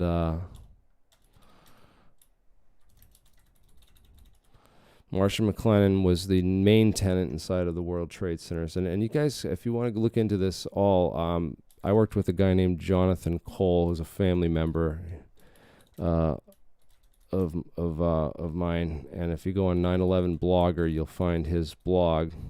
This stuff's hard to find unless you really know what this is. You'll never you'll never stumble across this information on your own, doing your own research. Some of this stuff that I've participated in directly and worked with these individuals. It's really obscure stuff, but this is I'll copy this for people to go see, so they can go to it directly. And this is where you guys can download all the forensics analysis and blueprints of the World Trade Centers and the tenants and everyone involved and all that research if you want to get into 9/11 research and see the 9/11 research that I've done on deep state 9/11 stuff. These guys are very useful because they'll tell you who occupied what floors, what kind of work they did, who else they're connected to, and what kind of work they did. And it's just basically Mick West called this a spurious dot connecting. He said, I don't do the spurious dot connecting kind of work that you guys do. I'm like, well, that's like just basic forensics, dude. That's like just crime scene analysis. It's like a crime scene happened, you know, these towers were destroyed, and we just kind of like went and looked at who was present, you know, who was there. And it's not just spurious dot connecting, really, because there's a lot of interesting dots, and they're not like, I hardly call it spurious, because here's one interesting dot, right? So right on the floors, right where the plane, American Airlines Flight 11, crashed right into the secure computer room of Marshall McLennan. And one of the guys that was the CEO of Marshall McLennan wasn't in his office that day. He skipped work that day. And do you know where he was? Because I'll show you where he was. Turn now to. Oh God, I have to escape from this. Hold up, let me open this. So I'm going to open this right now and show you where this guy was, because this is quite interesting. A lot of people don't know this about, but this is the first announced. This is where Bin Laden was first mentioned on TV the morning of 9/11. So everyone wants to know where the official story was first declared and first set in stone on national television the morning of 9/11. This was it. And this was scrubbed from the internet for many years. This was banned from Google Video for like the 3 years after 9/11 while they covered up the crime. Guest who's joining but us watch in the this. studio, this is how the CIA instilled this sure I'm getting your name right, because I'm in just the meeting American you just public's at this moment. mindset. You're a terrorism expert. Counterterrorism, I hope. And can talk to us a little bit about who could. I mean, there are a limited number of groups who could be responsible for something of this magnitude. Yes, this is a very well planned, very well coordinated attack, which suggests it's very well organized centrally, and there are only 3 or 4 candidates in the world, really, who could have conducted this attack. Bin Laden comes to mind right away, Mr. Brimmer. Indeed, he certainly does. Bin Laden was involved in the first attack on the World Trade Center, which had as its intention doing exactly what happened here, which was to collapse both towers. He certainly has to be a prime suspect, but there are others in the Middle East, and there are at least 2 states, Iran and Iraq, which should at least remain on the list of potential suspects. Interesting that he blames Iran and Iraq. I mean, how could something like this be put together? Well, you'd have to have, first of all, you've got to find some people who are willing to die, which is not that easy. And then, of course, they have to find ways around what we thought was pretty good security at our airports. We haven't had a hijacking in a long time, let alone 4. So there had to have been some very good coordination there. There has to have been coordination in the whole planning of the attack. The people, if they were not Americans, had to get visas to get into the United States. They needed false identities probably to buy airplane tickets. They needed cars to get to the airport. I mean, there's a whole lot of stuff that had to happen here. Go ahead. Well, with as many resources as our government and our allies' governments around the world devote to studying terrorism and knowing what's going on and what they're planning, you have to wonder how something of this magnitude, how this could take place without any warning or any hint that it was coming. First of all, the intelligence against terrorists is the hardest intelligence there is to gather. Basically, you have to have a spy in the terrorist group who's willing to talk to you for whatever reason. It's the hardest intelligence there is. The National Commission on Terrorism, which I chaired last year, made as our key recommendation a much more vigorous effort to try to get terrorist spies as informing on their colleagues to us. Every time there's a major terrorist attack, it is automatically, of course, an intelligence failure. That's by definition. But I'm sympathetic to the problem about how you get good intelligence on these people. It's not easy. There is an intelligence failure here. There is a massive security failure where we have 4 airplanes being hijacked in the same morning, 2 from Dulles Airport, it appears. So there's a lot of lessons that are going to have to be learned. But first, we've got to find out who did it. Mr. Bremer, I want to speak to that for a second. When the Oklahoma City incident occurred, the immediate response from a lot of people was that it came from some Arab terrorist group. Is there any reason why we ought to be cautious about that kind of an assumption on this particular incident, on these incidents? Well, of course. What you have to work with at this stage, since we don't have any hard intelligence apparently and we don't have any forensic evidence, is motivations and capabilities. And so when I list 4 potential groups, I'm working mostly from motivations and proven capabilities in the past. Doesn't mean that you can exclude that some other kind of group could have come out of nowhere and done this, but at least as a working hypothesis in the first chaotic hours here after this attack, you have to start somewhere, and you have to start with what you know about the past and which groups have motives. One of the things that the president said today from Florida early on was that the United States will respond to this, and he left it at that. Is it to be assumed that the first thing that we have to figure out is to identify precisely who it is we're going to respond against? Of course. Basically, we have sort of a four-stage operation here. First, we've got to hope and help that we can save as many people as possible, stabilize the situation in the Pentagon and in New York. Secondly, we need to get to work on trying to identify the perpetrators. And then thirdly, we come to the question about retaliation. And fourthly, which goes along all along at the same time, is what are the lessons we learned? What did we learn about the intelligence failure? What did we learn about the security failure? And how do we move forward in the future on those areas? I don't recall anything like this. Pearl Harbor happened a month before I was born, and I hear my parents talk about that as a seminal event in their lives all the time. I am not aware of anything like this in the United States before. Americans are now, I think it's fair to say, really scared. Should we be? This is a day that will change our lives, isn't it? It is a day that will change our lives. It's a day when the war that the terrorists declared on the United States, and after all, they did declare war on us, has been brought home to the United States in a much more dramatic way than we've seen before. So it will change our lives. I do think it's important, and I'm sure the President and his colleagues, when they start talking about this, it's important to hit some balance.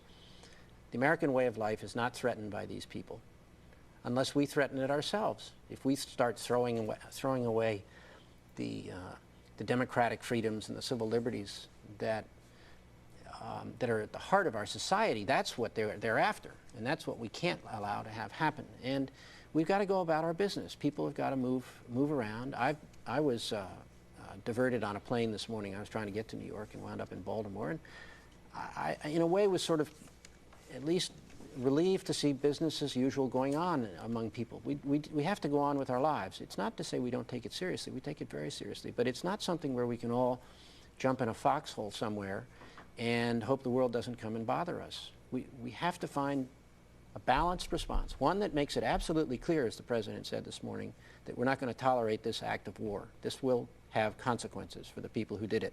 I hope, very severe consequences. I hope the most severe military response we can come up with. Wow. But we also have to remember that we've got a way of life to protect, and that this doesn't threaten, this is not an existential threat to the United States. All right. Paul Bremer, thank you. We appreciate it, Mr. Bremer. Thank you very much. Yes, we should make it clear that there has been no claim of responsibility at this point for any of these events. Not yet.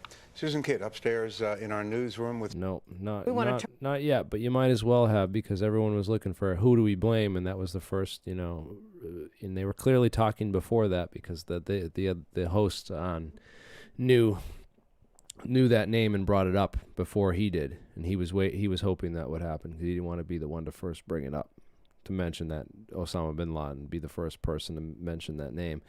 But very interesting connections that Bremer has. He worked for Kissinger Associates before he became, head of the CEO of the biggest tenant in the World Trade Center, just a year before 9/11. When he quit his job at Kissinger Associates to come work in the World Trade Center. And under Henry Kissinger, Kissinger's got his own associates and network of his own. Kissinger's a big name in the deep state, vocabulary, if anyone, a lot of people are probably like, why haven't you named Kissinger yet? Kissinger was absolutely key in the deep state. Everyone is literally just waiting for this poor, insufferable old bastard to die, so that so much shit can just get declassified and brought out and to the American public. I mean, they might as well bring it out and try him for war crimes while he's 97, and let him spend the last year or two of his life in prison, or But it's just, this guy's key player in the deep state, but it goes back, because here's Kissinger with L. Paul Bremer on Air Force One with President Ford. And who's this in the background? That's Dick Cheney. Very, very interesting. Dick Cheney and L. Paul Bremer and Kissinger. It goes back to the Ford-Nixon administration, as we said. This goes back to another interesting thing, the Armageddon Plan, right? So this is an article I think everyone in America who should read on the 20th anniversary of 9/11. This kind of really connects it all, the nexus of the deep state and the and how you bring it all together. Really, really good. So the Armageddon Plan, Dick Cheney and Donald Rumsfeld, basically Kissinger on that plane there. Kissinger set up this. He wanted to set up this deep state network to deal with doomsday scenarios and government planning and stuff. And so he appointed a couple of these guys. Dick Cheney and Donald Rumsfeld were definitely part of this. I'm not sure if Bremer was as well, but he's definitely, enough of one of those satellite players going back to the same deep state organizations that existed back then. I remember this guy's name. He's got the big mop of a hairdo. Someone will know his name. He's Dukakis or something. But anyways, Bremer became the Iraq occupation governor. He became the president of Iraq. He ran the Iraq occupation and oversaw all the war crimes that took place in Iraq and the illegal occupation of Iraq, which had nothing to do with 9/11. But there he was on the first day of 9/11, blaming Osama bin Laden. Missing work at the towers to go on the media to blame Osama bin Laden and also blame Iraq and Iran, though he didn't directly, you made me clear. I'm not pointing the finger. I'm just, just suggesting, kind of like Rudy Giuliani suggested to Donald Trump that, the election was a fraud and that he should contest it and, force all these QAnon retards to go along with this, stupid idea, and that they had set up so they could crush down on conspiracy theories even more.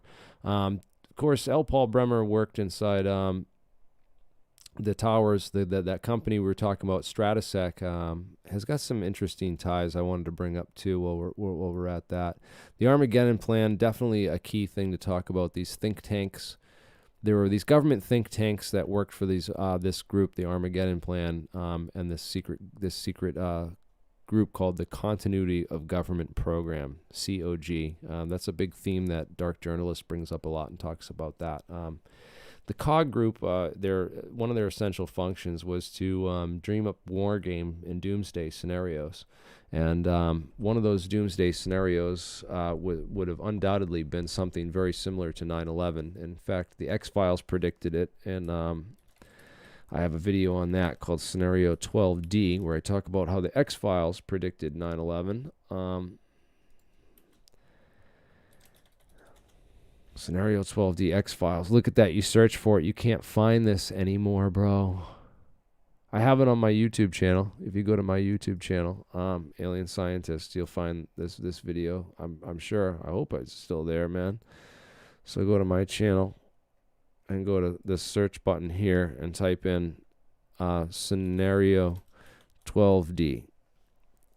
No space. No, nothing there for. So look up X-Files then. X space files. Okay. Yeah, so if you look up X-Files, you'll find it. 9/11 X-Files. I don't know if I should show this video live on the live stream. Maybe I'll go make some to show it. But the spinoff of the Lone Gunman, and this was a pilot episode in pilot seasons in April. So this aired in April. So it was written obviously and filmed before April of 2001, which was months before 9/11.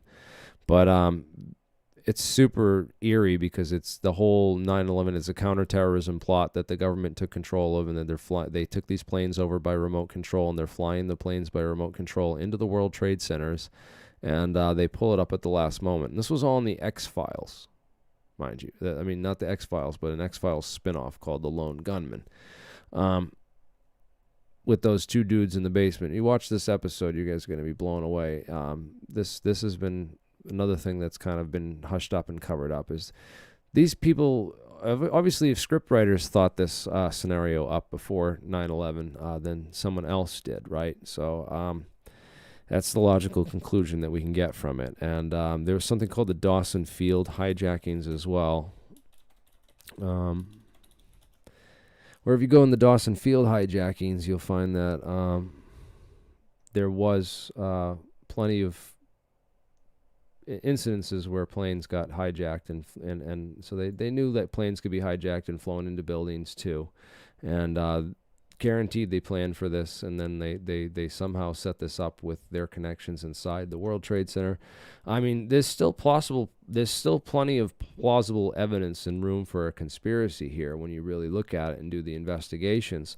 I mean, it's just sad that so many people have lost sight of all this information, and they make it about, the plane at the Pentagon, the no planes and all that stuff, which really, you get to the Pentagon stuff and get into some of the companies there. So some of the companies we find from linked to this, a couple interesting companies. All right, so L. Paul Bremer, the Iraq occupation governor, gives us the official story. He's connected to these other individuals in this deep state Kissinger network inside the towers. Someone that no one talks about in relation to 9/11 or any of these conspiracies or any of this stuff anymore. It's just me and my 200 followers that none of you probably will have the balls to repeat any of this, and I'll just be a martyr when I'm dead, in a couple months from now, when all this information war completely goes into full assault and they lock everybody down for months and take all our freedoms away. And who knows what the hell could happen in the future. But Wirt Dexter Walker, very interesting guy. He ran Securicom Stratosec this is Wirt Dexter Walker III. Sorry. So the Walker family. Remember, I was talking about Russell and Company and that old, the old heroin the opium importers and that whole company. There's a whole article you guys can read called "The History of Wirt Dexter Walker."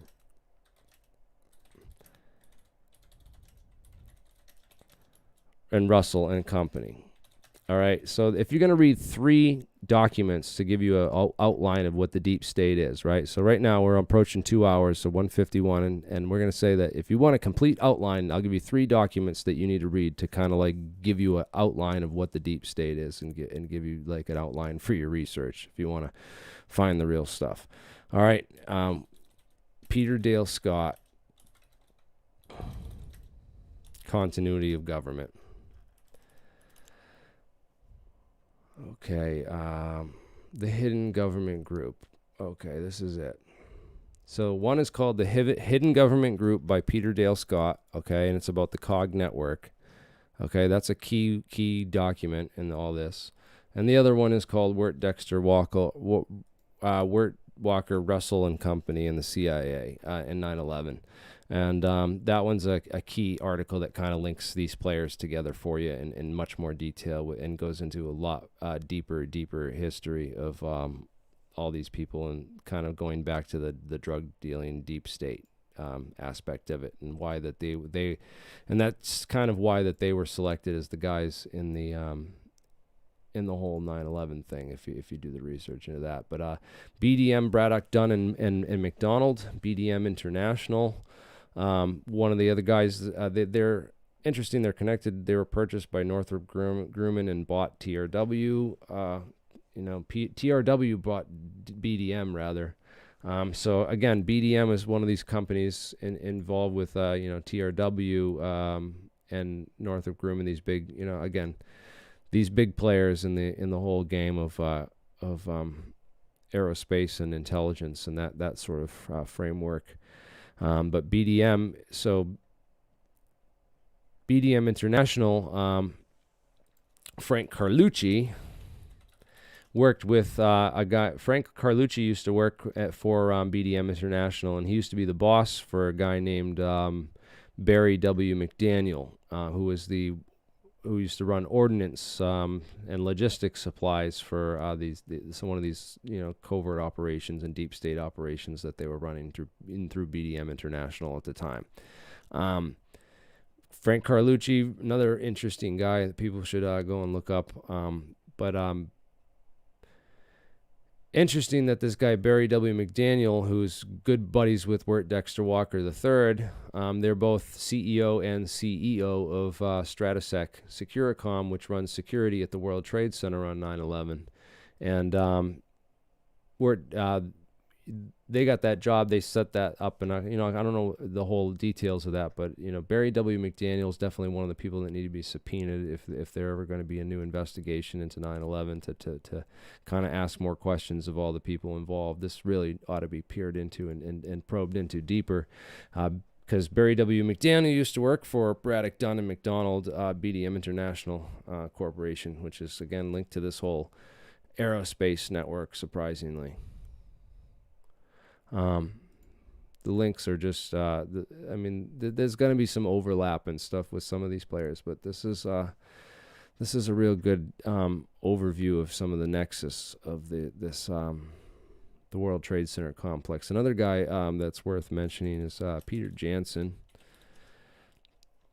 Talked about him before. He's very little known. Not that guy. AMEC. All right. No, not AMEC. Okay, it's AMEC. So AMEC Corporation, a lot of people don't know about AMEC Construction Management, but AMEC Construction Management is the company that had the contracts at the Pentagon to redo the Pentagon. I don't know if you can find anything on this, the Pentagon refurbishment. AMEC.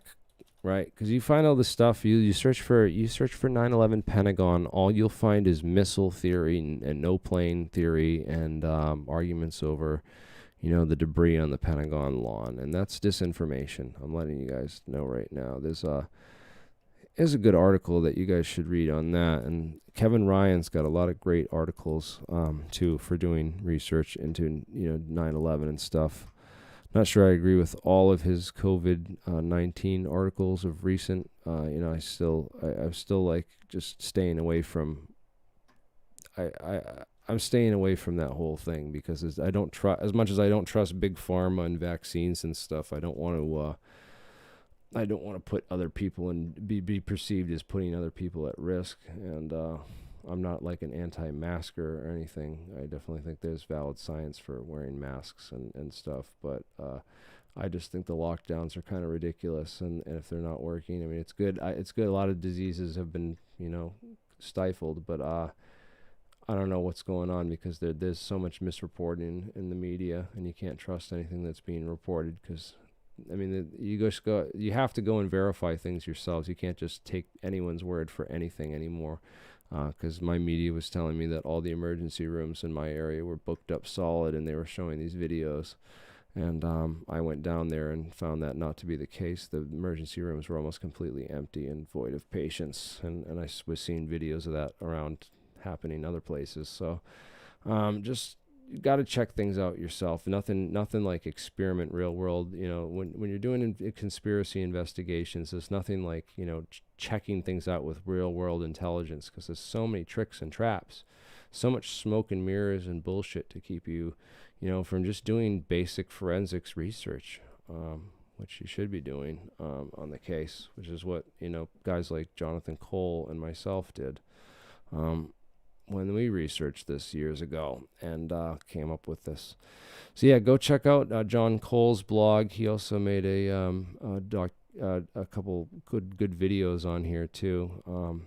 I helped out with some of that stuff back in the day. I just basically told him how to use Movie Maker on Windows Movie Maker back in the day when everyone used Windows Movie Maker for videos, and that was enough back then. Now it's not enough. You need super heavy, nice production and nice everything to get thousands and tens of millions of viewers, and I don't know. Also, I'm going to start moving to other channels too. People have been talking about this purge and this coming purge. So BitChute, I'm going to be making a new channel on BitChute. So people want to go over there and follow me on there. I have a new channel called Alien Scientist on BitChute. Let Let me find it. I don't know if I'm here, but I got 2 videos posted so far. Go check me out on BitChute. I'm going to start uploading all my videos over there and to a couple other alternative sites coming here soon. So in case they shut down the network and start getting rid of people who are talking about certain things, we'll move somewhere else and start educating the public and sharing information and deep research on some of these things, deeper than the kind of research, the kind of videos that you got to send to guys like Dark Journal. That really, I mean, I don't understand why these guys don't watch my videos, and I try to send them to them, and I don't get no response. And I'm like, what the heck, dude? Like, am I just talking to, am I just, you already know all this stuff? Like, I don't hear you talking. I hear you missing a lot of gaps when you talk about stuff, and then certain things are wrong, and you don't want to you just want to talk to Joseph Farrell all the time, and don't want to talk to guys that might know the science a little bit better than him. But anyways, the guy who thinks that DEW has started the California wildfires and was spreading that theory on his website for months and months and months and months and months and months, even though he can do that with a pen laser or a match. Just ridiculous, dude. That kind of stuff. But anyways, yeah. John Archibald Wheeler, I can go into the whole, we're going to do other deep dives on the scientists and the science and all that kind of stuff, because that's a whole nother topic. This thing's going to stick on a deep state and Illuminati connections, and just what is the deep state, what is the Illuminati, and going back to these elite universities and how they use the elite universities to keep and maintain a control or stranglehead over the intellectual creme de la creme, of society, the smartest people in the group. Another thing I wanted to connect with this is Enron. How could I talk all about 9/11 and talk all about energy and conspiracies in the deep state and not mention fucking Enron? So yeah, I'm a shill. On his website, he's also denying all magnetic motors, Hutchison effect, and more or less everything else. Don't forget, AS is denying no planes. Okay, no, I'm not a shill, dude. I'm showing you real stuff. If you think that, no plane theory is something we should, really get into. You think BitChute's a military op? Oh, man. So where we go? So I want to know from my audience, guys, because I'm trying to find alternatives. Like, where do we go? Where do we go for, please post in the link. I'm going to be reading these chats because I want to get more, Fauci is a Satanist? I don't know about that, man. I never said anything like this, dude. I have always heard space travel is nearly impossible because of the Van Allen belts, and that the scientific community could never solve that. Okay. Flubber Lane, that conspiracy about the Van Allen radiation belts, right?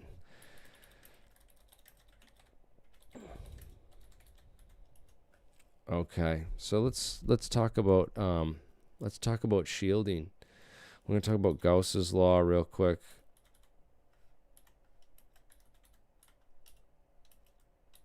And spacecraft shielding. All right. So how do they make these shields for spacecraft so that they can, that they could go, can we go past the Van Allen radiation belts? Yes, we can build spacecraft shields and shields for radiation. And there's materials and technology to do that with physics. But I won't get into all that, because that's, even though I'd love to go on a deep technology dive, I kind of want to stay focused on, we did go to the moon. I don't think the moon landing was a conspiracy. You can call me deep state for saying that, and, but I think that we went to the moon. And what's interesting about the moon landing, the most interesting thing about that, and then we'll move on from the moon landing conspiracy and the deep state, is the Apollo 11 astronauts' first press conference, right? Everyone comes back to this because it's just really, really awkward and weird. It's like you just did the biggest mission of all history, and a lot of people have said that this is proof that they didn't go because they're not excited or proud or awesome enough. But they just spent a couple days in a quarantine, and before they could even give this press conference and stuff, because they didn't know if they'd be bringing bugs back from the moon and whatnot.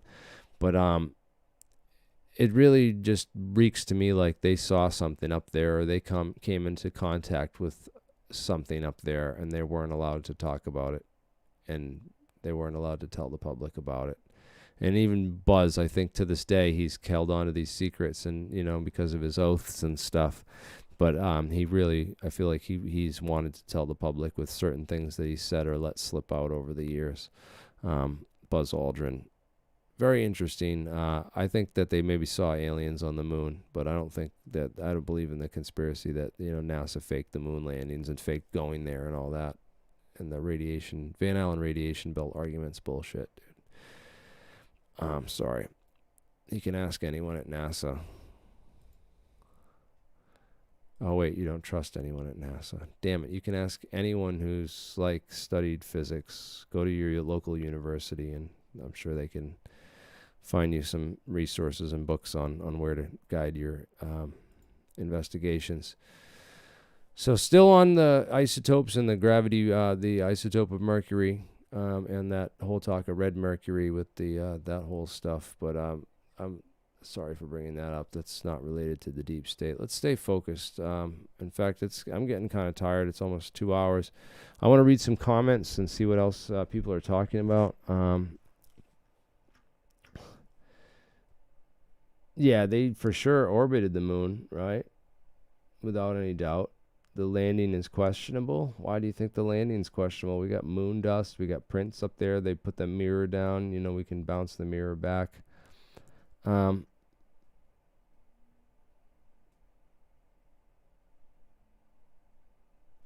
I don't know. Let me see. So someone asked, what do I think about Bob Lazar? Okay, we're doing a Bob Lazar deep dive on Friday, so stay tuned for Friday. If you want to come back to the channel on Friday, we'll be doing a whole Lazar case deep dive, a real ultimate deep dive, and digging into we got archival footage of stuff that, and we're going to be really hashing out, what's true, what's the science, what do we know about this stuff? I'm going to show the full article. I'm going to show a whole bunch of stuff that you guys had never seen before. So yeah, I've done some incredible research on Lazar, and we'll do a whole deep dive on that and answer as many questions from the audience as we can. I'm going to try to get a moderator too to shout out questions from the live chat and stuff. That would be great. So what a question dodge. Okay, post your question again in all caps, and I will absolutely read your questions. So, Stephen Greer, Stephen Greer got me into this back in the day. Disclosure Project. Claude Poher was one of my favorite guys from Disclosure Project, and I don't know. The Disclosure Project was great when that came out in 2001. It's interesting that the Disclosure Project press conference happened in June of 2001, right? Or May. It was Washington, D.C. in May of 2001. So all this stuff was ramping up, and people were gaining to start have interest in UFOs and disclosure and all this stuff. And then, bam, 9/11 happened. So it's kind of interesting, the timing of all that stuff too, and how it all went down in hindsight as we're looking back over it. It's almost like they were worried that disclosure might come out and happen back then, and they tried to postpone it and stop it as long as possible with this whole fake enemies and this war on terror that they pushed for 15 years and until it it's now fizzling apart. And so now they're starting the next phase of it, where with the biological warfare. That's what a lot of people think anyways. That's the theory out there, is that they're starting that this is just the next phase, now that the terrorists are being zoned out. And that goes back to what Werner von Braun warned Carol Rosen about. Dr. Carol Rosen. Okay, and I have this video posted. It's one of my most popular videos on this channel. And I've kept it up for years despite hordes of people that go on that have like begged me to take. I've had so many people make friends with me, right? I've had these people just, I don't even know who they are. They make friends with me. They could spend all this time to make friends with me, and then they try to convince me to take this video down, and then they try really hard to convince me that, you know, I shouldn't just promote this theory of blue beam, and that, you know, that Werner von Braun said that, you know, the alien theory. I'm like, no way, I'm keeping that video up. It's one of my most viewed videos, and it's like, you probably work for the deep state because you're planning this shit. Like, blue beam's coming next, people. I'm telling you, when if we rise up in COVID crashes, that's when the aliens are gonna come out, and it's all gonna be more fake shit. I'm telling you, bro. Like, everyone thinks this is gonna be like disclosure, and this whole, like, it ain't going down the way most people think it's going to go down. It's like.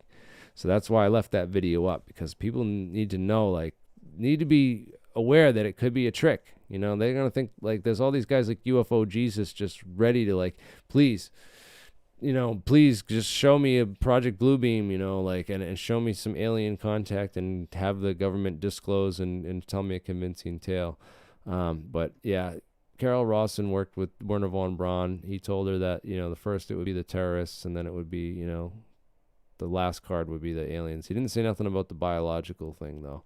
Unfortunately, there were other people that predicted that, and there's lots of videos and stuff on that. But I won't get into all that stuff, because let's talk more about other deep state assassinations. So another one we could talk about is Martin Luther King, right? James Earl Ray. So who was James Earl Ray? And how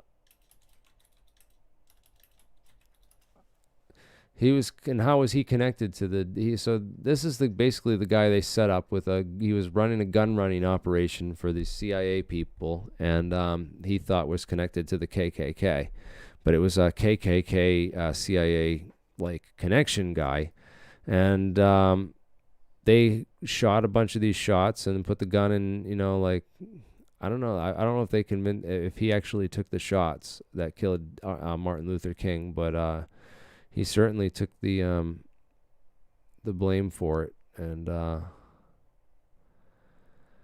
yeah, it's quite an interesting thing that though like the deep state connections they found to the Martin Luther King assassination years later. It's really quite disturbing. It should have all the African American community like in an uproar and in alignment with you know, they've been a huge victim in the deep state's war on everything, and going back to slavery and what slavery was about, and the whole revolution, the whole Civil War, what the whole Civil War was about.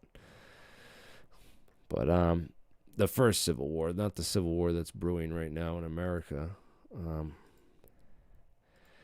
But again, what use is anti-gravity technology and all this cool stuff that we're trying to get into and talk about and do? What good use is that if we live in a police state with no freedoms and no truth? I think that's kind of an important question we need to have for all of us and all the audience members that are watching, that, you know, that no, this is outside what I normally do and what I normally talk about and stuff. But so you selectively believe whatever you want is disinfo, whatever you feel like. Look at the Illuminati playing cards. No, what you have to do is assume that everything is disinfo, okay? You have to assume that everything's bullshit, okay? And then even the things you hold true, you need to hold them as ambiguities, right? So it's ambiguous, right? So it could be true or false. So you never hold anything in your logic chain as being true. And that's the key, okay? You always hold everything in your logic chain as potentially being false. And that's how you'll never get deceived, because, you know, when you start like saying, well, I know this is true and I know this is true, then when you go back and something in your logic chain's false, that's led to you to all these false beliefs, like so much of the disinformation is designed to do, what happens is you won't go back onto those topical beliefs because they're based on those core beliefs, and you can't go back on those core beliefs. So like, because you've built too much other fucked up logic chain, like all the Judy Wood people that like are so convinced that all these DEWs did 9/11 because all the way her videos work to brainwash you, and I've watched them, they're systematic with it, and the way that they get you to ignore other evidence in favor of certain other things. Like, you have to always assume that everything could be a lie and that it could be false disinformation, and then figure out what those key signs are, the signs of disinformation, right?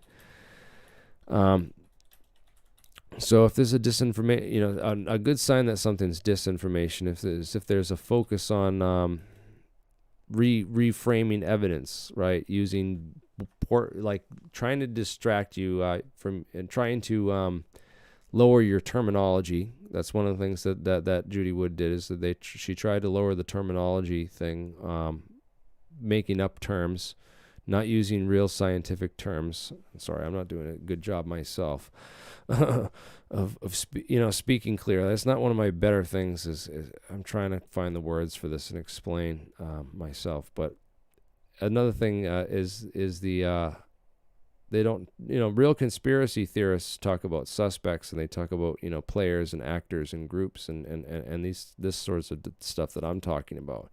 Judy Wood just focuses on all this evidence, but then she tries to reframe the evidence and use unscientific terminology and, not really peer-reviewed stuff to do it. It's not the right way. So I know that she was a big disinformation agent in the movement.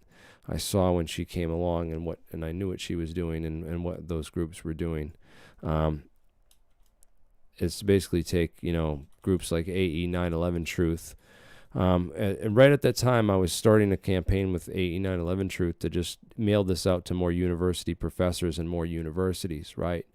To get more school scholars and academics interested in looking at the science and the technical, reading the technical papers and actually getting involved in investigating 9/11 from a scientific perspective and an analytical perspective, which Mick West has done. Mick West obviously has done all the research and debunked all this already, so you can just go right to Mick West and watch all his videos, because he's already figured it all out. There was no slag, so therefore there was no thermite, even though they covered up all the evidence and destroyed it all before it could all really be searched and so thoroughly documented and stuff. There's a lot of evidence left, though. People are bringing that kind of stuff out. There's a whole hangar full of it that was shown on that Jesse Ventura show, and more people are getting access to World Trade Center steel and debris and testing it in more scientific ways. But there was a campaign to basically to bring AE 9/11 Truth out to, we were going to bring, all these technical articles, and I was going to start this mailing campaign to start bringing all this evidence out to universities. And that's when the Judy Wood thing really came out full force and started, and I remember my university professors, before we could send this out, they came to me and they were like, oh, we got an email.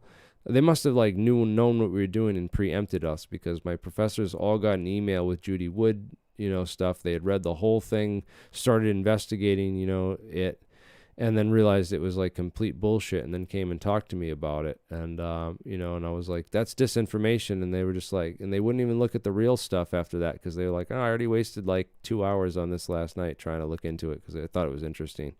And then I realized it was bullshit. And now I'm not. So this is like the tactic that's been used over and over again to get people not to look deeper into certain things, and it's called the pseudo gang method. Webster Tarpley talks about this, and also a guy named Frank Kitson, I think, developed it. Frank Kitson was a counterintelligence. Yeah, he wrote a book called Low Intensity Operations. He worked for NATO and was a counterintelligence expert. And he said that the best way to do counterintelligence is to create all these pseudo groups. And, of course, the conspiracy groups are the most heavily infiltrated on all the internet. They're so heavily infiltrated. That's why you got people in here accusing even me of being a shill or a disinfo agent. So I understand. They're super heavily infiltrated, and not everyone can be perfect and get everything right and cover everything. But this is a method that's been used time and time again, as they create these counter gangs and these pseudo gangs to sort of pose as the 9/11, the real movement, and then feed everyone disinformation and be just generally obnoxious and annoying and, you know, asshole people. You know, like one of the most famous ones that I remember from back in the day was this 9/11 guy from Ground Zero who used to go and, you know, all the Ground Zero protesters, you know, that used to go and line up at Ground Zero, and then this guy used to show up and just make fun of all of them, and like he was just like this troll. And he was like basically a paid provocateur. He was some bum kind of like annoying person, and they, you know, someone found him from one of these companies in the, you know, these rich suits, and they said, you know, we're going to pay you to go here and harass these 9/11 people every day. You know, we'll pay your rent if you just go here and harass these people, you know. And he did, because he's a douchebag, and he was really good at it. And I remember him from way back in the day, you know, as one of these trolls. This guy Weishaupt was his name, and big no plane theory promoter, and just what basically was the disinformation. He'd come out and say that I'm a 9/11 truther and I believe all this fucking crazy nonsense, and I'm an annoying, ugly, stupid fucking person that you just hate just from looking at a picture of me, and, you know, and I'm the face of 9/11 truth, and I am 9/11 truth, so that when, you know, when you come across any kind of 9/11 information in the future, this is what you'll associate it with, and you won't look into any of it. And that's worked so well on so many people as this sort of way to hide information. Is like now it's like, oh, come on, I'm so bored and so bogged down with this stuff, like, you know, I don't even want to get into it, you know. And that's what happens. They want to tire you out with the research before you can get close to the actual truth. And I like to, you know, use that Churchill quote. There's a couple good ones. So the most valuable thing in the world is the truth, so valuable that it has often been barricaded by a bodyguard of lies. Yeah, it's got a bunch of bodyguard lies sitting around the truth. All times, the truth's always barricaded. You're always anytime I start talking about this, they just show up, and this is why I have 200 people. There's probably a whole bunch of trolls and bots in the chat just spreading disinformation and stuff. But anyways, the truth is so unconvertible. Malice may attack it, ignorance may deride it, but in the end, there it is. And then he also said that a lie gets halfway around the world before the truth has time to put its pants on.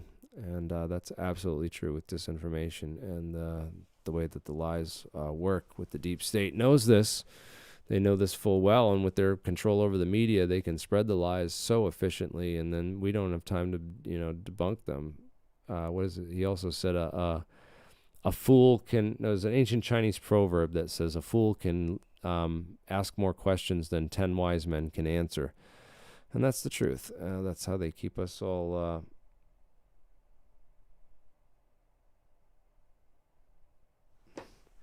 Yep. So why do the bankers run the world? Look at what's happening. We're on the verge of a civil war because of how people have been manipulated. Yes, because a lot of people know that, you know, from Jesse Ventura and the 63 government documents that the government doesn't want you to read.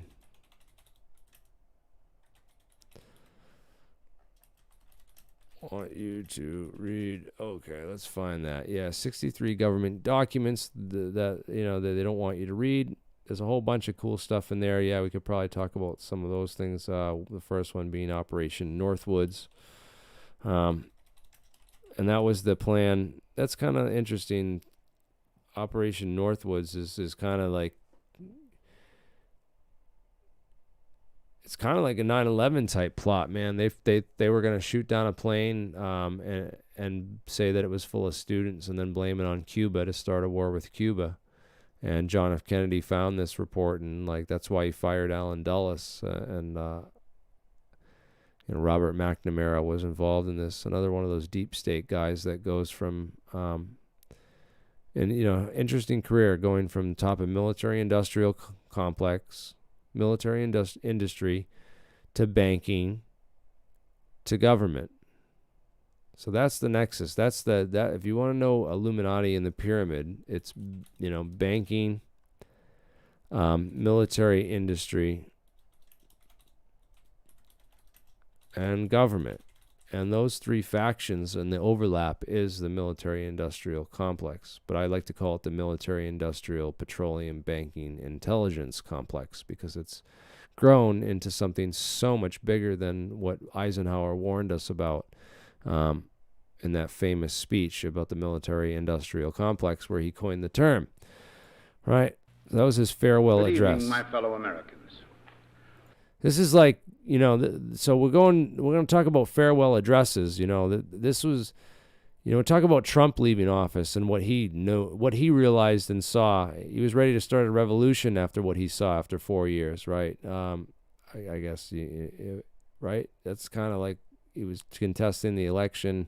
A lot of crazy shit that happened in the last couple months that led up to the last few years and months that led up to this. But this is what Eisenhower said at the end of his term, when he was, after he'd learned all this crazy shit that was going on and really what was happening in the country. First, I should like to express my gratitude to the radio and television networks for the opportunities they have given me over the years to bring reports and messages to our nation. My special thanks go to them. Oh, crap. I wanted to play that. We yet realize that America's leadership and prestige depend not merely upon our unmatched material progress, riches, and military strength, but on how we use our power in the interest of world peace and human betterment. Throughout America's adventure in free government, our basic purposes have been to keep the peace, to foster progress in human achievement, and to enhance liberty, dignity, and integrity among peoples and among nations. To strive for less would be unworthy of a free and religious people. Any failure traceable to arrogance or our lack of comprehension or readiness to sacrifice would inflict upon us grievous hurt, both at home and abroad. Progress toward these noble goals is persistently threatened by the conflict now engulfing the world.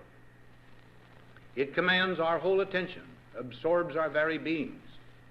We face a hostile ideology, global in scope, atheistic in character, ruthless in purpose, and insidious in method.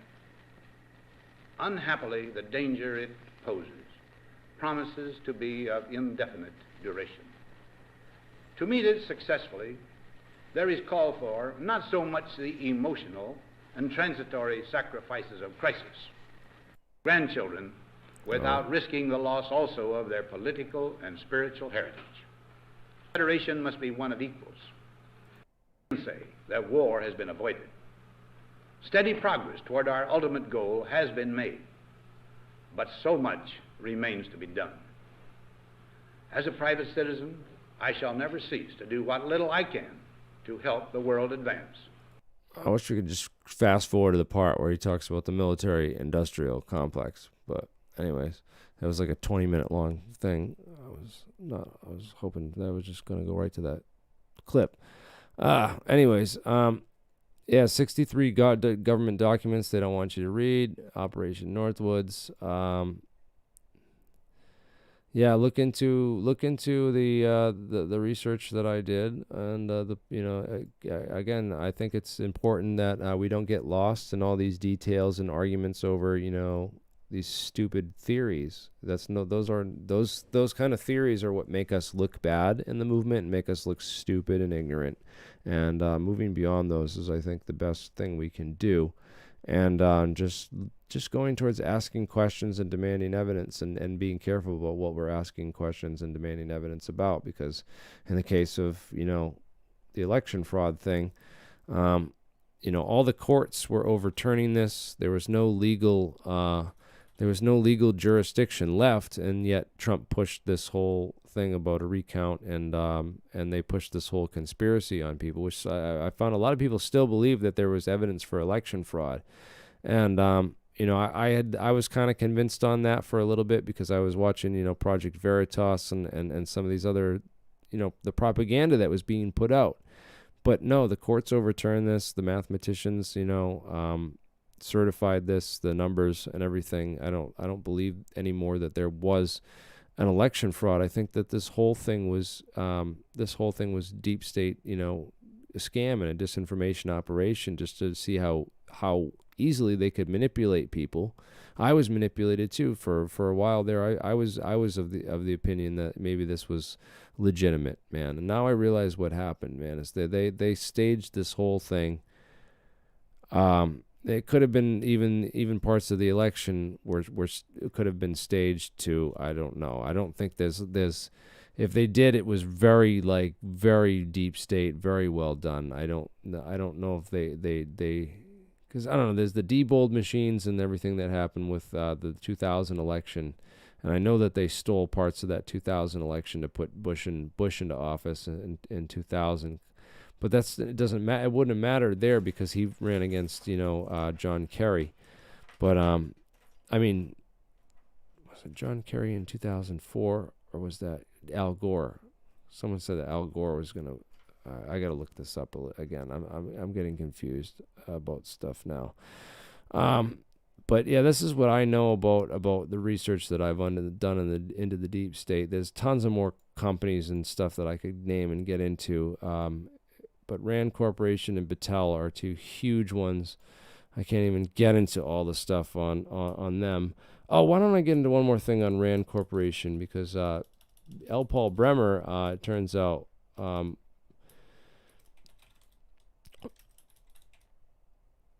L. Paul Bremer, it turns out, ran this whole thing. No, it was L. Paul Bremer. Yeah, L. Paul Bremer is connected to this. Remember, I talked about Rudy Giuliani and Bernard Kerik being the ones to cover up the whole crimes of 9/11.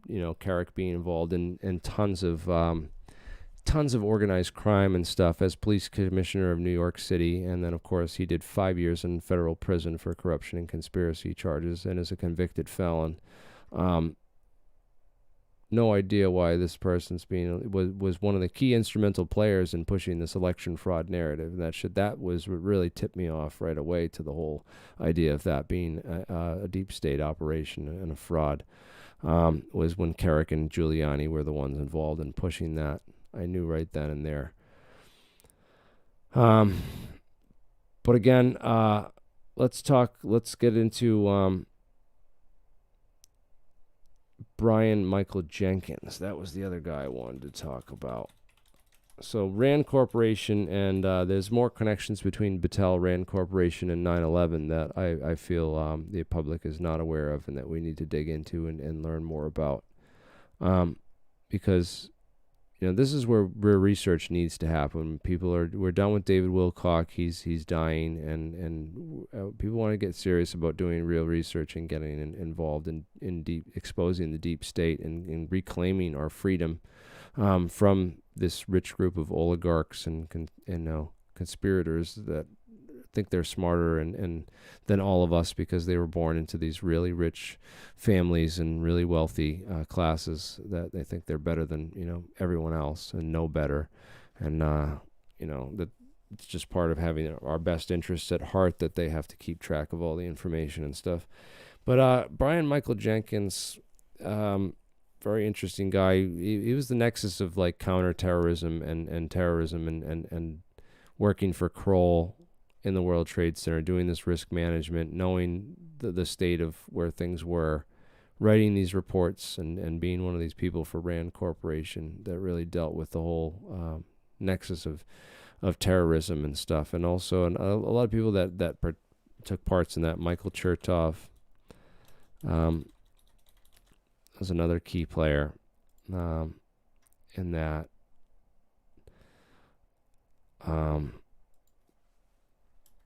Richard Pearl.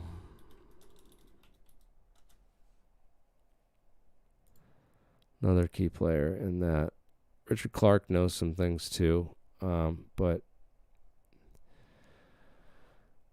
man, if these guys could just talk and talk and talk, if we, these deep state players, if they could really, you could really get in and have them just spill the beans on all this stuff. That's what needs to happen, man. All these people need to just be brought to a goddamn trial. They need to be all subpoenaed in front of the public. And, it's never going to happen under Biden, bro. Might have had a small chance under Trump, but I really doubt it. I think Trump was deep state too. I was starting to have hope with him towards the end, but I'm really starting to think that Trump was deep state all along too, and that this whole thing was just to really further tangle things up. But again, I don't have any evidence for that, and I'm open to it. I'm kind of more leaning like as a libertarian and more left wing leaning than I am right wing, but certainly saw a lot of big problems over the last 4 years, and I don't know.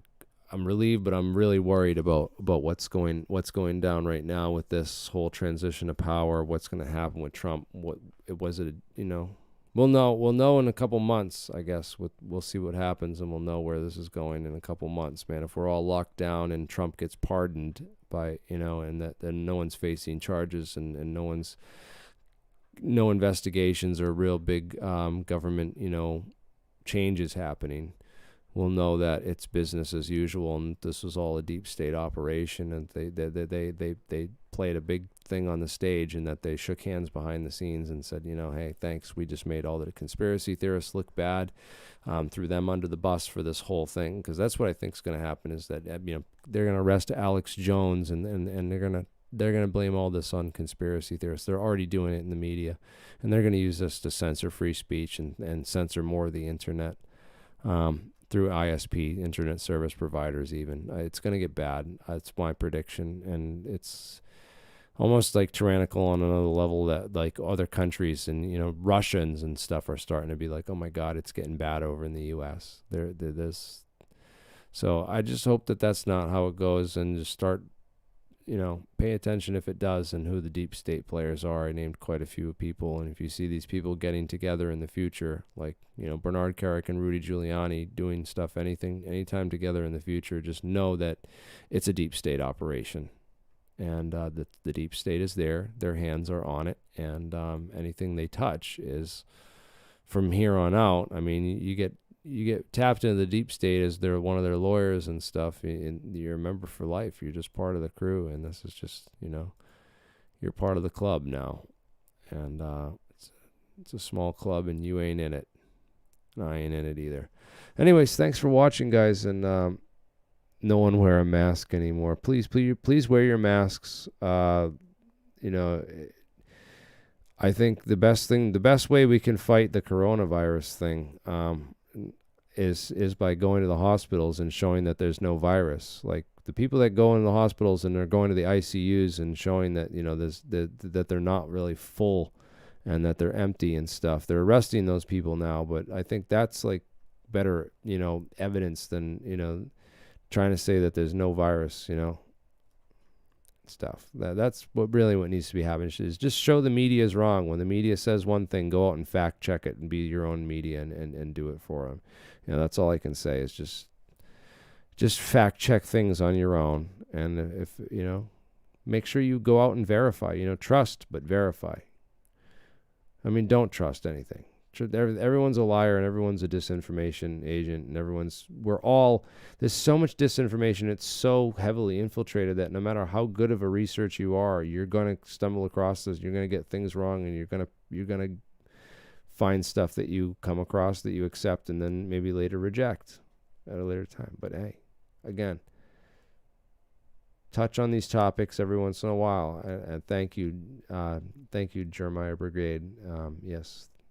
We're going to keep the hope alive for some of this stuff. Every once in a while, I want to touch on my, what I know of the inner stuff on this, and then find out. This helps me identify areas where I'm weaker on and where I need to do more research too. So it's hopefully it's helped you identify some areas and some things that you can go back on and be like, okay, I need to go and research this more so I can get like more informed on the deep state and what the deep state is, and that way I can read, you know, the papers that they write and the things that they talk about, so that I can know for sure what they're planning, because they write it all. You just have to, sometimes you know, all it takes to be the next Alex, you know, the next, not Alex Jones, but the next prophet, is just reading their documents, and then you can predict accurately what they're up to and what they're doing, because you read their documents. And no new evidence on the TR-3B. No.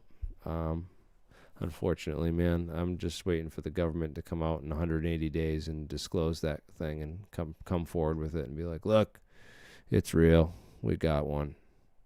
Yeah, right. Anyways, guys, peace out. I mean, my experience with a lot of those Area 51 guys and the people that come out and talk about aliens and government programs is a lot of them are bullshitters and frauds and just guys looking for attention and stuff.